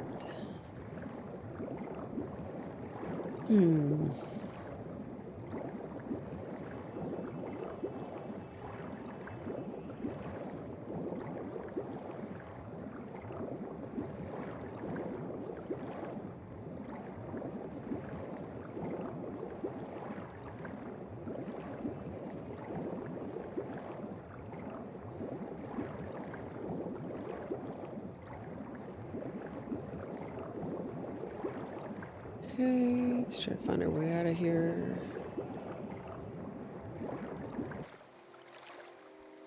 Alright.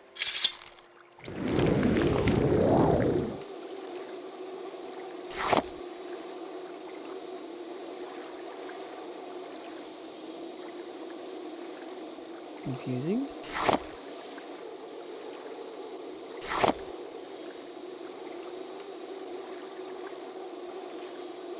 Okay.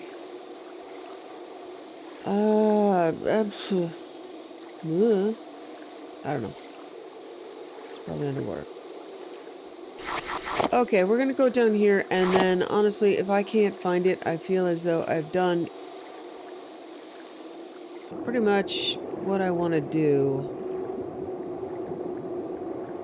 I'm not terribly invested.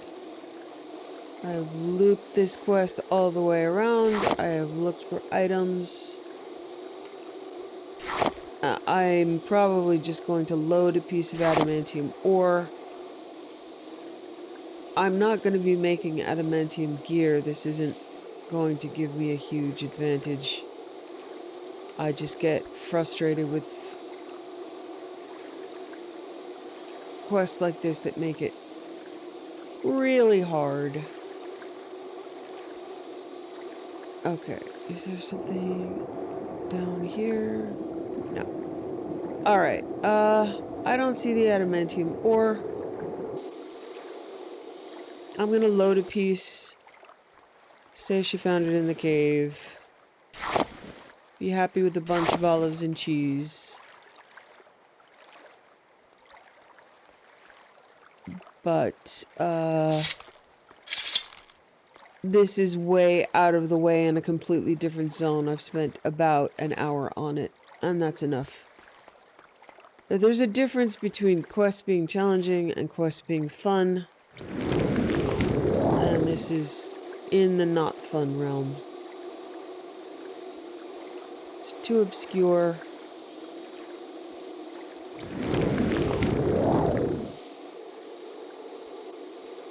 And even my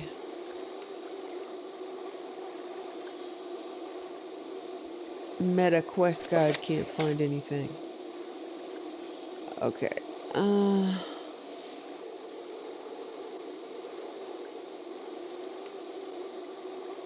Let me try. It says it's the flooded passage, so let me try that one more time. We did find the... Okay, there's gold. We did find the diamonds.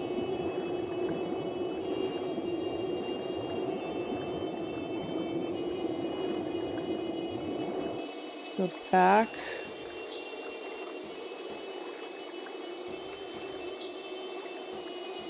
So, where the slaughterfish were, should be an adamantium ore. Let me see if I can look more carefully.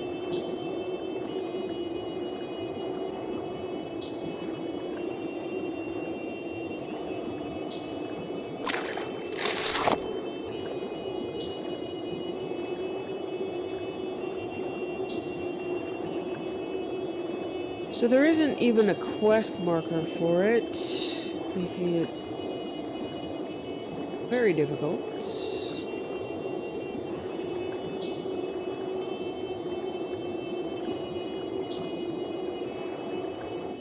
Hey! Hey! Adamantium ore. Okay, we did it.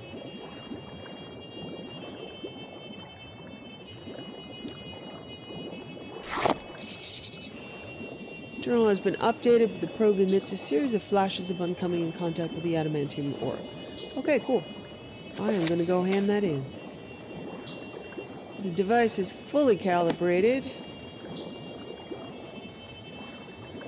That is a long way to travel, my friends. Okay. Old Ebonheart.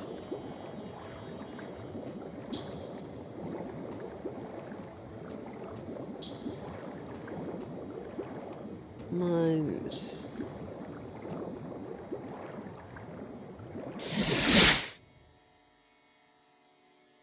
Why is my friend here?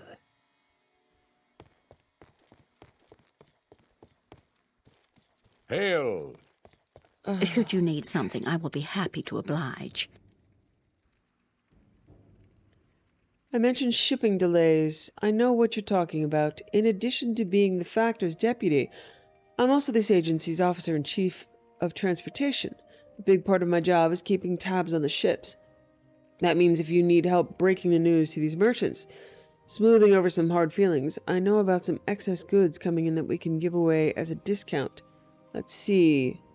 Daguz Grodalak the Clothier, Wayrest Endoris the Enchanter, and Joldad the Publican. How can we help them? As it happens, a client just canceled an order of Cyrodiilic jewelry. The ship's already on its way from Winterhold, and I've no idea what I'll tell the captain, or the shareholders. The shipment's worth 800 drakes. Maybe instead of giving Yago's gold, you could ask if he'd take the jewelry off our hands. It'd help everyone out. Jodald, he's a publican? Same client who ordered all that jewelry also ordered a crate of whiskey. I guess she was planning a party. Then, well, she died. Knife in the heart. No one knows who did it. I wouldn't mention that part to Jodald, but he might like the Flynn.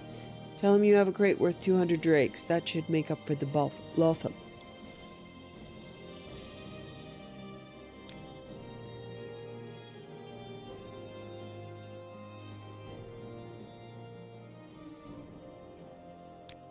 Okay, ask for an assignment. Don't have anything.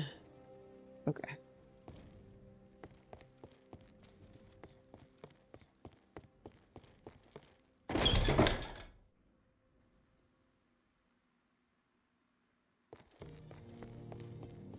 The Nine and the Empire, citizen. Today's your lucky day. So let's hear it. Okay, I'll pay for the mine. I've got too much money. Wonderful, the name of the mine is Anbar Sud. Lucky for you, we've already begun preparations. Head to the mine and meet our scout, Aurelius Venerius. He'll help you check out the mine, then we'll start getting things back to normal. The mine is far to the southwest of Old Ebonheart. It's in a huge quarry north-northwest of Arvud.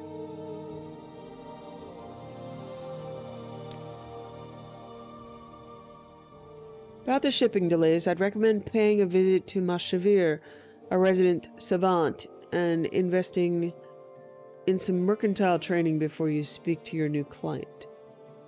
They want fair compensation for these delays, but business isn't about what's fair. It's about what you can negotiate. Try and save yourself some cash.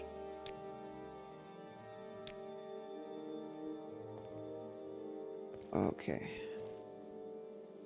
The Nine Downstairs? and the Empire, citizen. Okay. I suppose we can talk. What do you Behold the want? thief Cassandra Lys, she who stole from the great house Redoran. I will not leave until restitution is paid in full. Restitution for the mine we were sold. Many promises were made. Promises of riches from ebony. No ebony was found in the entire mine.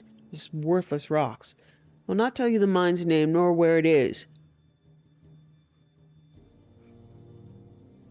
We demand full refund of what we paid, all 300,000 septims. I will not leave until I have it.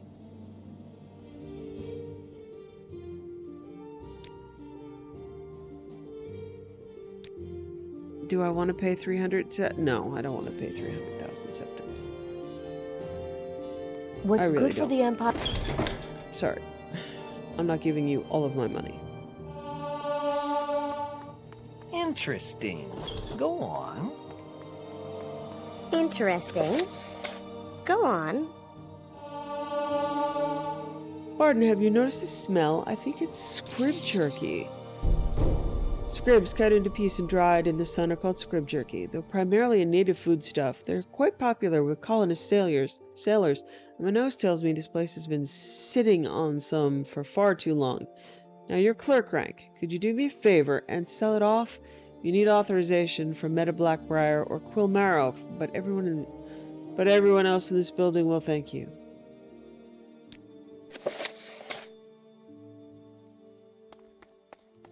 Do you want something from me? Okay.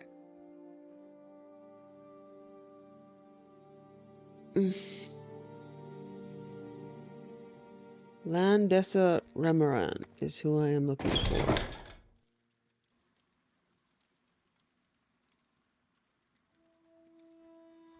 Go ahead. You know what? I am going to Hello, pay. Outlander. May I help you? I am going to. Yep, I'm going to. Because money doesn't matter. Okay. This is unexpected. I did not know the East Empire Company was so willing to capitulate, and to think I sharpened my weapons for nothing. I thank you for your gracious show of goodwill toward the Redoran. Now I must take my leave before you change your mind. Yeah, Redoran, so why not?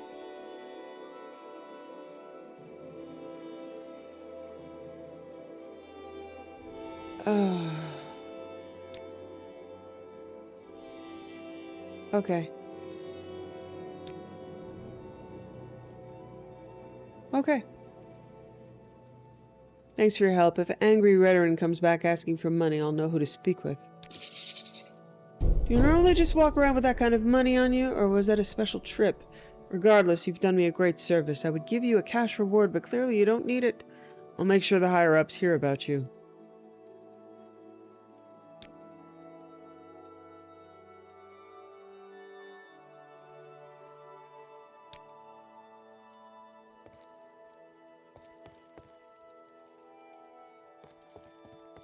I suppose there's no harm in talking. What can I do for you? Just Friend. because.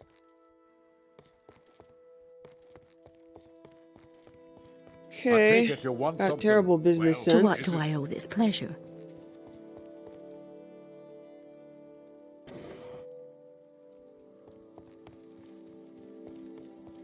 I take it you want something. Well, what is it? Tidings. Oh, it's gonna send me all over the world. Okay. The Nine and the Empire, citizen. Well, this is a grand day. Greetings.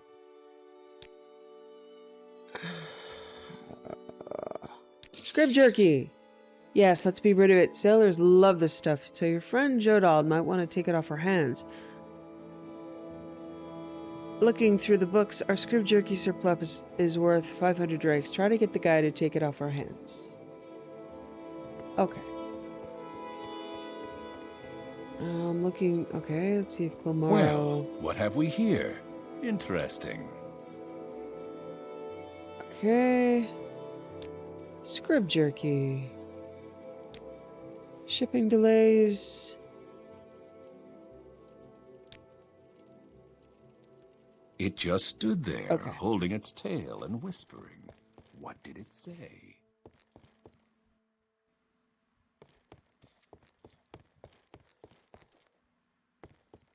I'm all yours. Please go ahead. Can I do anything to help?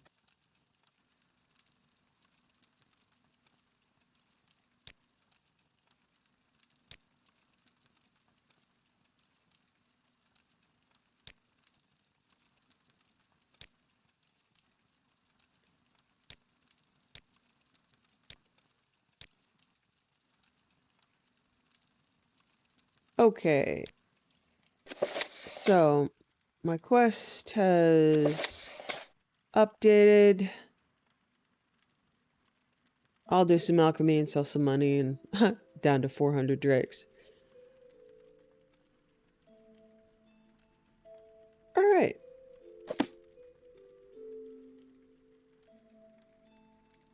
That's it.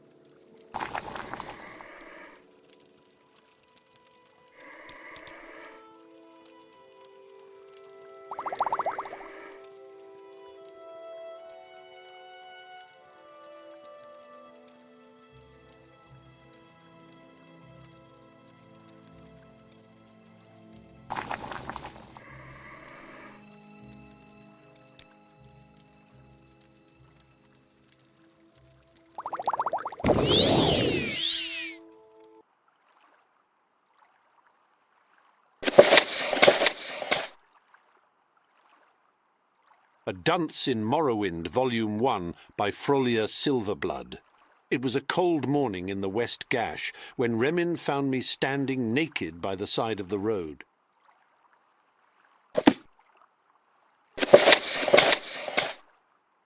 A Dunce in Morrowind, Volume 1, by Frolia Silverblood. It was a cold morning in the West Gash when Remin found me standing naked by the side of the road. He gave me a contemptful look, but slowed his pack wars and his walk as he came to me. After staring at me like I was stupid for another minute or two, he finally spoke. "Why are you naked, Nord?" I was rather smug in my response. "Ha! I know what you might think, Dark Elf," I said. "You think I saw a comely lass or something, and not realizing she was a witch, I was tricked, hexed, and all my clothing stolen in my sleep. It is a rather common issue with you people." "Oh ho, but you see, I am not an average stupid Nord," I said. "I am an educated future noble from the famous College of Winterhold." "Uh-huh. And what exactly do you study at the college?" "I'm the caretaker for the student dorms." "I see. I read their books in the meantime when they aren't looking. Of course, I am not very good at reading, but I come from a very good pedigree. My father was executed by the Jarl, and my mother was 5 feet tall." Remin simply stared at me for a few minutes. "Why, pray tell, is this a good pedigree?" "Well, you see, my father was executed by the Jarl for mercantile fraud, the most wealthy form of crime there is. Surely this must reflect to his intelligence to commit such a profitable crime, no?" "No, it mustn't. And your mother?" "Yes, she was 5 feet tall." I received another stare. Remin looked away for a moment. He looked to me again. "So, it was not a witch who fooled you. Why are you naked, then?" "You see, there was a comely lass—" "Okay. There was a comely lass at the tavern. I was visiting Fort Frostmoth, you see, because I was drowning at the time." "You were drowning at the time?" "Yes, I was drowning, you see, because my boat had been destroyed by Droog." He paused. "I don't understand." "I set sail from Winterhold in a boat, you see, headed for Solitude for my cousin's wedding. I am not an expert on Skyrim, but is Dawnstar not west of Winterhold?" I chuckled. "Yes, and west I did go, Dark Elf. I've seen many maps in my time. West is to the left, so I sailed left, and would have arrived bright and early in Dawnstar, had it not been for the Droog that attacked my boat." "What?" "Once I was drowning, I simply used a scroll of divine intervention to arrive at Fort Frostmoth, where I caught a boat to cool. That's where I met the comely lass I mentioned. I see. Yes, and you see, here is the thing, and it should go to show you how educated I really am. You see, this comely lass, she was rumoured by the locals to be a witch. And wouldn't it be just so expected and stereotypical of a Nord in Morrowind to think that a woman is a witch just because she's a little unusual?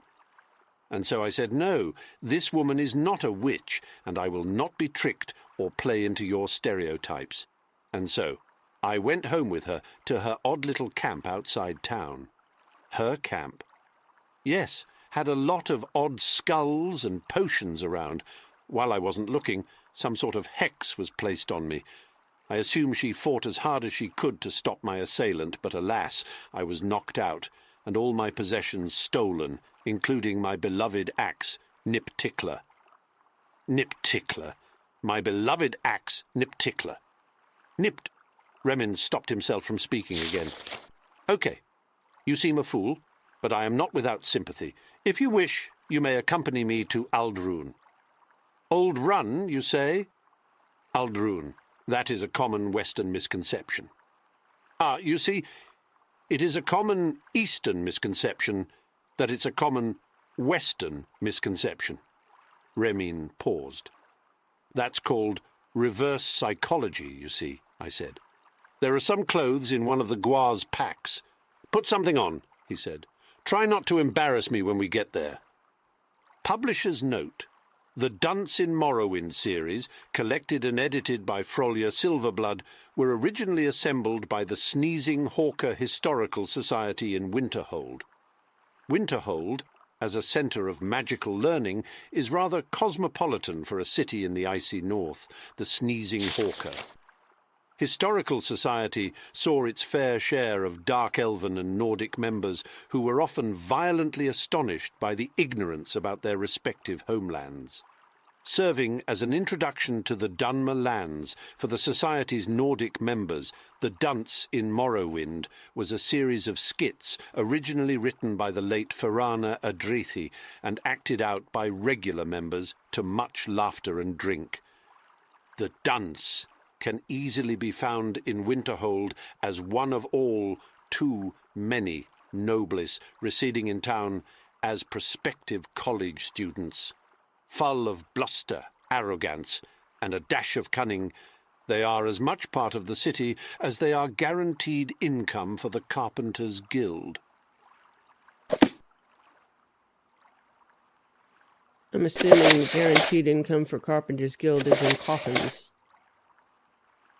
A Dunce in Morrowind, Volume 2, by Frolia Silverblood. Lucky was I to have a guide to the Eastern Land, Morrowind, in Remin Cedrethi, who told me he is an up-and-coming merchant of House Hlalu, travelling to the Old Run on business. The walk was long, but Remin was so stingy that he wouldn't even pay for the Silt Strider in Genesis. It was also fortunate for me that he was good with his magic, which helped keep the cliff racers and Kaguti away from us. Old Run is the seat of House Redoran on Vardenfell, he said to me. Ah, I replied. So, what's their gimmick? Gimmick? Sure, gimmick, I said. Have you ever been to the arena fighting in the Imperial City? We have an arena in Vivec, Sarah. Right, but the point is, every fighter has a gimmick. One guy's the sword guy, one guy's the magic guy, one guy's the coward. Those are acts they put on to make more money. Yes, and I, being rather intelligent myself, find it easy to see through, I said. But the point is, the Dunmer have gimmicks too. Remin stared at me. I don't understand. Sure you do. House Hlalu's gimmick is money, merchanting, governmenting, you know, all that kind of thing. And I know that the Telvanni's gimmick is that they're unlikable heathens. Remin paused. That is strangely insightful of you. If I cooperate with your insane view of things for a moment, however, I would say that the Redoran's gimmick is that they are warriors. They are very big on honor and fighting and strength, whatever. Warriors, eh?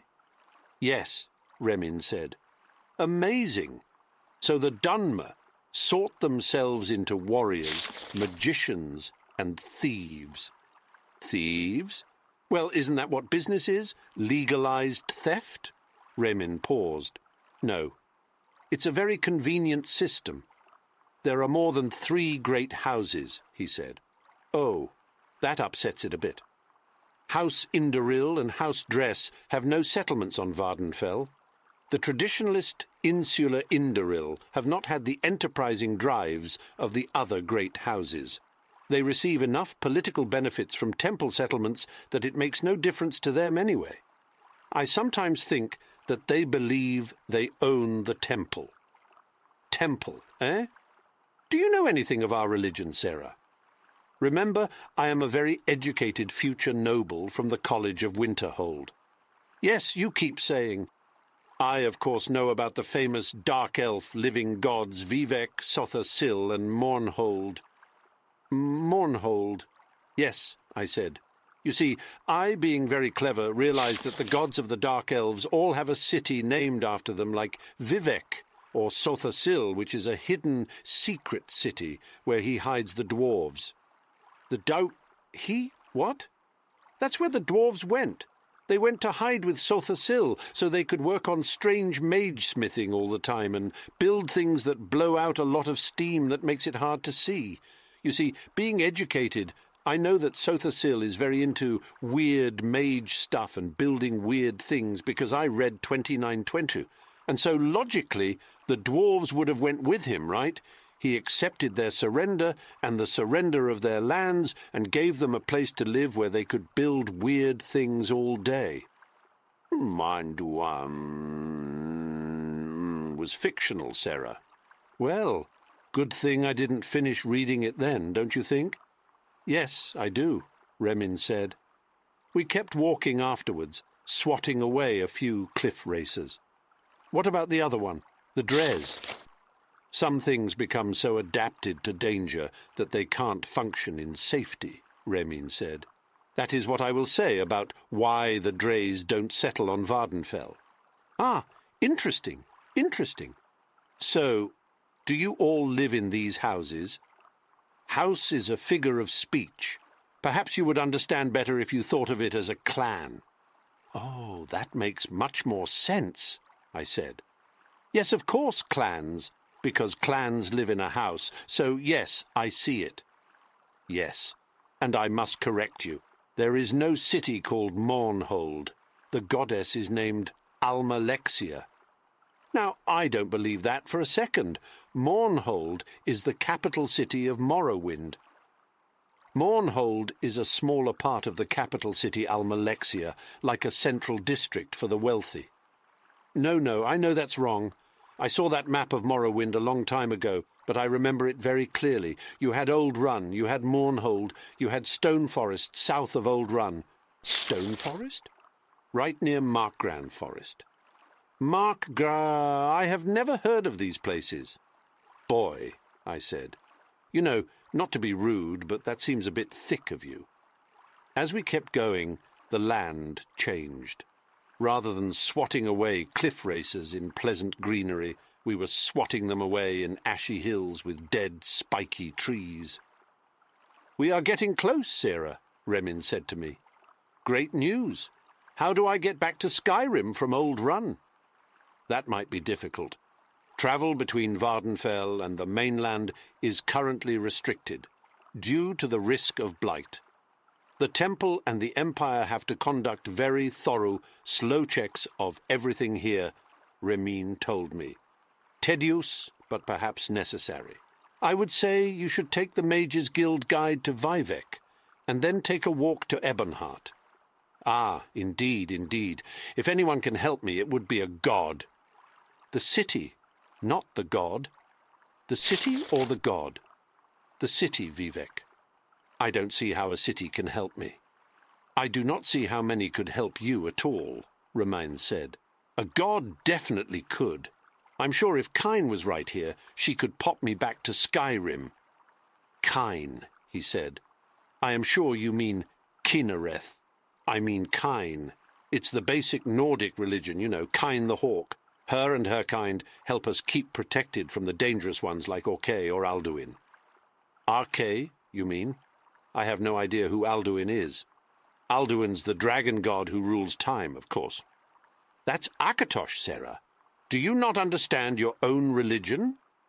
Now, look here, Remin. Maybe you think me an uneducated Westerner, but I think I should be cut a little slack in knowing our own traditions as Nords. It looks like you think we worship the imperial cult. Remin seemed puzzled. You mean you don't? I can't imagine where you got that idea. That's strange. I was almost sure of it. I noticed we were coming closer to Aldrune because I could see the giant dead crab in the distance.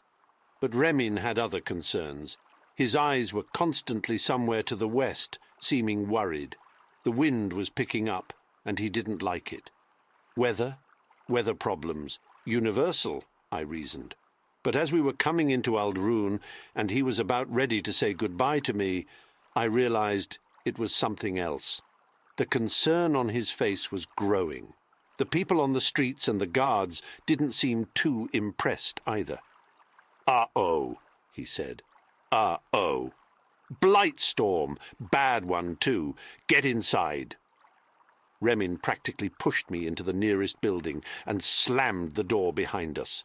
There was a ghastly noise, like an angry dragon with a bad hangover outside.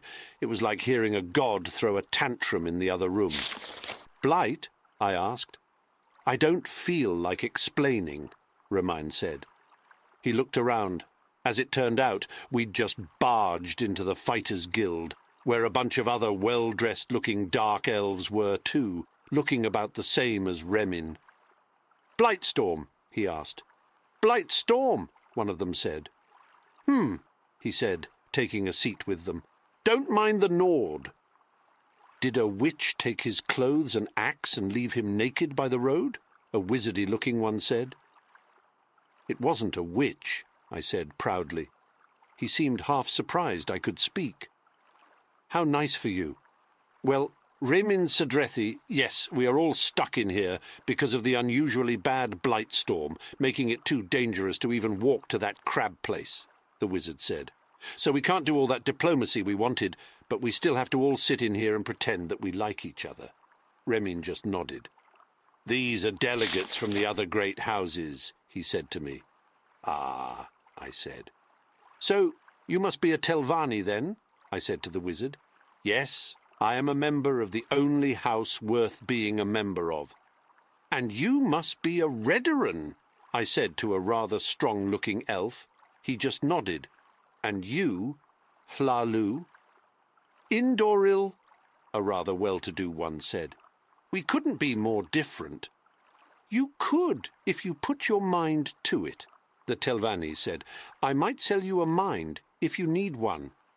We all eventually sat down with the rest of the guild, waiting for the storm to let up, leaving us not much to do but to drink and argue for the rest of the night.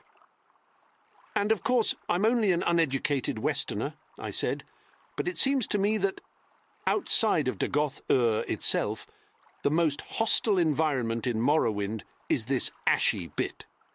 I burped. All my elven companions immediately started shaking their heads. The Telvanni insulted me under their breath.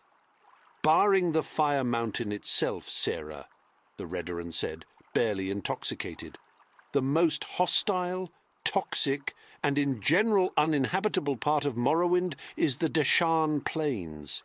"Indeed," the Indoril said.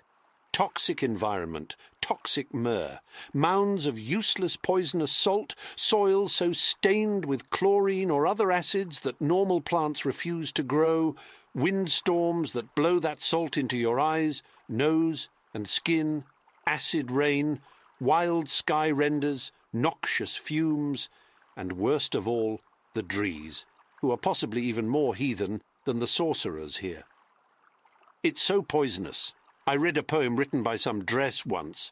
describing the landscape, and I felt ill just thinking about it, the Telvanni woman said. That and the poem was just that bad. Yes, Dres are not good poets, my guide said.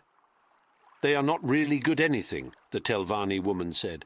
They're mad. You'd have to be mad to live in the Deshan, which is just as well, because I think if you aren't mad, you probably can't survive there either. Fascinating, I said, instantly becoming too drunk to stay conscious. Publisher's note. The original skits were set in the Velothis district settlement of Verachan, and the journey took the characters to the port town of Ranim, with Ban Malur as goal. As Vardenfell was recently opened up to colonization, the journey was rewritten to take place on the island, allowing for a more natural flow. An inconvenient blight storm replaced the original subplot of impending bankruptcy due to constant mix-ups between divine and Almsivi intervention scrolls. In addition, having the dance take place near the newly relevant settlements allowed more nods towards the incomprehensible names proudly featured on imperial maps, which usually take 2 to 3 editions to sort out. Similar skits exist for the Danstra Dunstior Dawnstar controversy and the notorious Kin I Have My Helm Now Home, It's Windy. Joke knows no peers. As long as the Imperial Geographic Society produces maps for the masses, the Sneezing Hawker Historical Society is assured to never run out of material. A Dunce in Morrowind, Volume 3, by Frolya Silverblood. When I woke the next morning, I was shocked to discover we were all in jail. "Hey!" I said, standing up, hitting my head on the ceiling. "What's this about?" "Be quiet," said the guard standing outside. "Quiet? I've done nothing wrong." "We'll be the judge of that," the guard said. I looked around. One of us was missing. "Oi! Where's the mage woman?" "Dead," he said. "You're all suspects. Nobody else was in the Fighters Guild while the blight storm was going, so it had to be one of you." Then he turned around to face me specifically. "Speaking of suspects, I interviewed the Indoril representative earlier today. After he stopped demanding his release, he said you and the Telvanni didn't particularly get along." "Ha! Would you get along with a Telvanni?" "An unexpectedly good point, Nord," the guard said, "but it does not change the facts. Second, the murder weapon was rather interesting and uncommon." "Oh, aye? And what was it then?" "A Nordic combat axe," he said. "An enchanted one, too. A weird one, too. The Mages Guild says that whenever this axe strikes someone, it paralyzes them, soul traps them, and lightly poisons them, but also makes them mildly more charismatic." "That's Nip Tickler," I said. "So, you know the murder weapon, you had a motive to use it, and you're a Nord, who probably thought that a Telvanni sorcerer was a witch who would steal your clothes and enchanted axe. How stereotypical. Now listen here. The only reason I'm here is because I had my clothes and enchanted axe stolen by someone who wasn't a witch." "Yes, that reflects so much better on you," the guard said. "You know, it gets worse, though, the soul trapping part. Because we found a soul gem, probably filled with the victim's soul, highly illegal in Morrowind. I don't know why you'd bring these into the province, unless you weren't supposed to be here." "Well, I'm not supposed to be here, but Fascinating. Look, listen. Nip Tickler was stolen from me. Whoever did that, that's your killer. And where was Nip Tickler stolen from you?" "Up near Cool." "And how did you get to Aldrun?" "By foot yesterday." "Yes, okay. You want me to believe that the not-witch who stole Nip Tickler followed you on foot to Aldrun to frame you specifically, for murder, and that given that you were the only ones in the Fighters Guild at the time, she somehow got in there before you, and before the blight storm picked up. This is the story you want me to believe?" "Well, it's the truth, isn't it?" "I am not a fool," he said. He walked off, After yelling at the bars for a few minutes, I slumped back onto the bench with the others. "Remin," I said, nudging him. "Remin, did you hear that?" He stirred a bit, groaning. "No. They think I committed murder, Remin." "That's bad. They've got Nip Tickler." "That's Nip Tickler? How?" "That's right, Nip Tickler." "I know, but how? You never had it," he said. "You were naked. I remember that part very clearly." "Right. There was nowhere I could have hid Nip Tickler from you. Not that I would hide it." "Yes, you weren't hiding anything, unfortunately," he said. "And why do they have Nip Tickler?" "That's the thing. The Telvanni woman was killed by Nip Tickler." "That's good, but confusing." "Good?" "Yes, I'm glad she's dead." "Hey, be careful about that," I said. "They think I killed her just because we didn't get along." "Yes, but you're a Nord," he said. "The Dunmer are not great fans of Nords. That's pretty unfair. You know, an elf was Jarl of Snowhawk once." "Where?" "Snowhawk. Bah, never mind it. I suppose they weren't Jarl for very long, only the time it took for good old Hjomar to cook him. Bah, never mind. I won't. I guess the only real possibility is that somehow that witch who stole your axe got here before us. Or followed us. Wouldn't we have noticed?" He paused. "No, we probably wouldn't have. This is very serious." He sat up.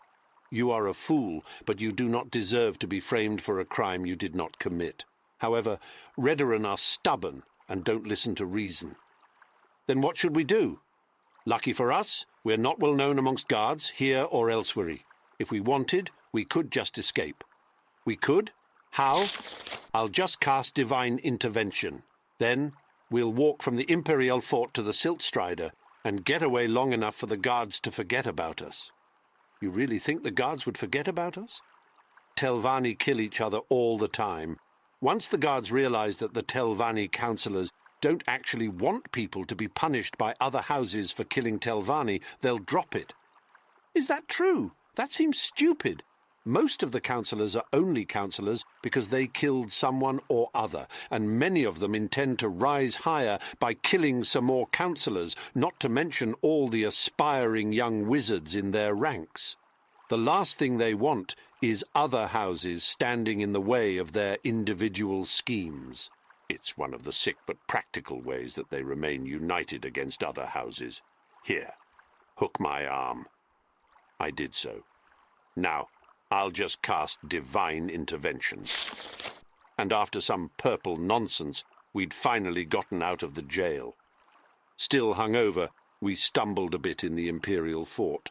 The legionnaires ignored us, used to finding hungover, injured or other kinds of adventurers and travellers teleporting themselves into the fort, often just by accident, but one legionnaire seemed to swear under his breath. Right, the Siltstrider. Remin, still hungover, stumbled out. "It's that way." He pointed. After a few hours heading down the ashlands, it was clear that we were going the wrong way, but by now we were closer to Caldera than we were to Aldrun. So, Remin reasoned, we would just use the guild guide.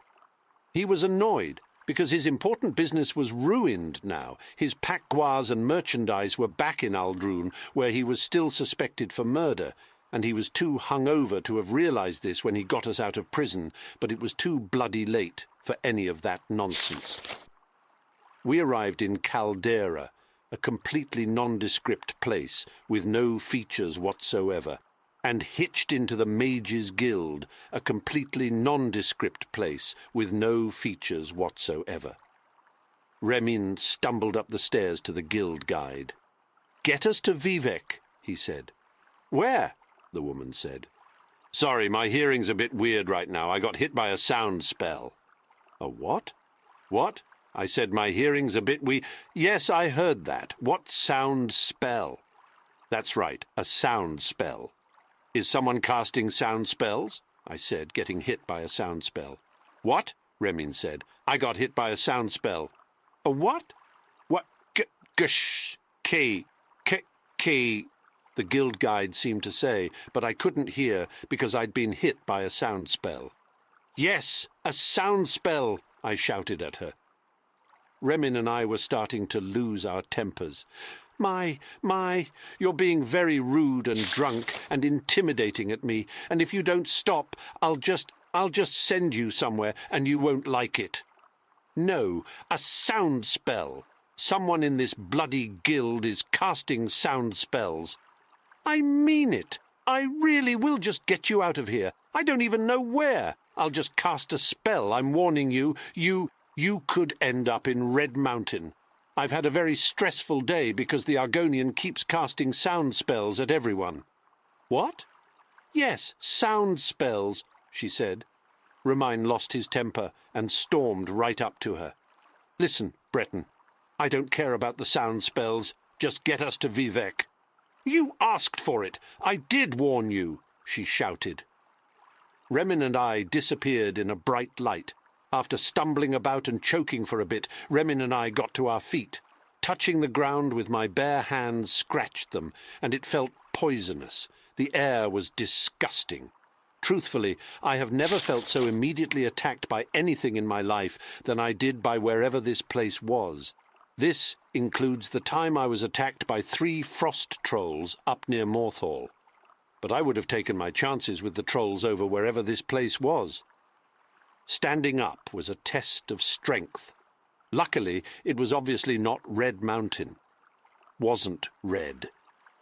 Remin managed to stand up too, covering up his nose to protect himself from the foul, foul stench. He hacked a bit.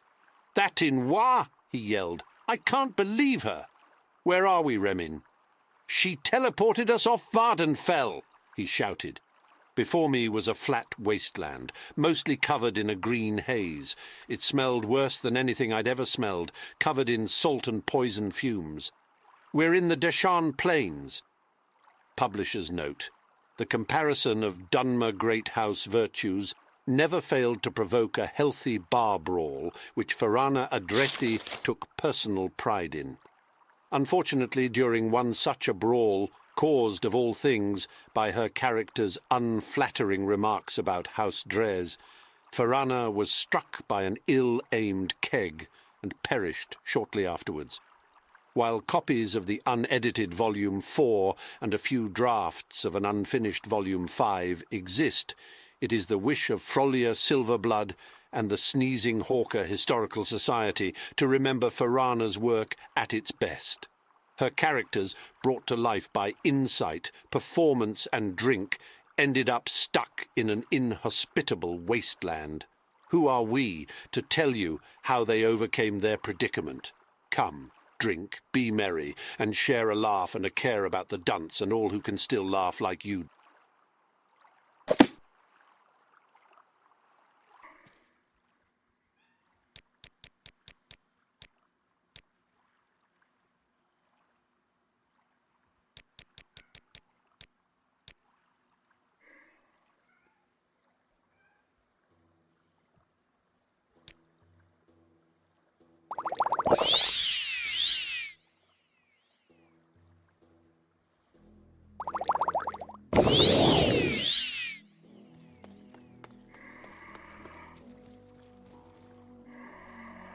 She doesn't regret at all giving away her fortune. Convinced she can make another one. She likes the Redoran. And she doesn't like the East Empire Company.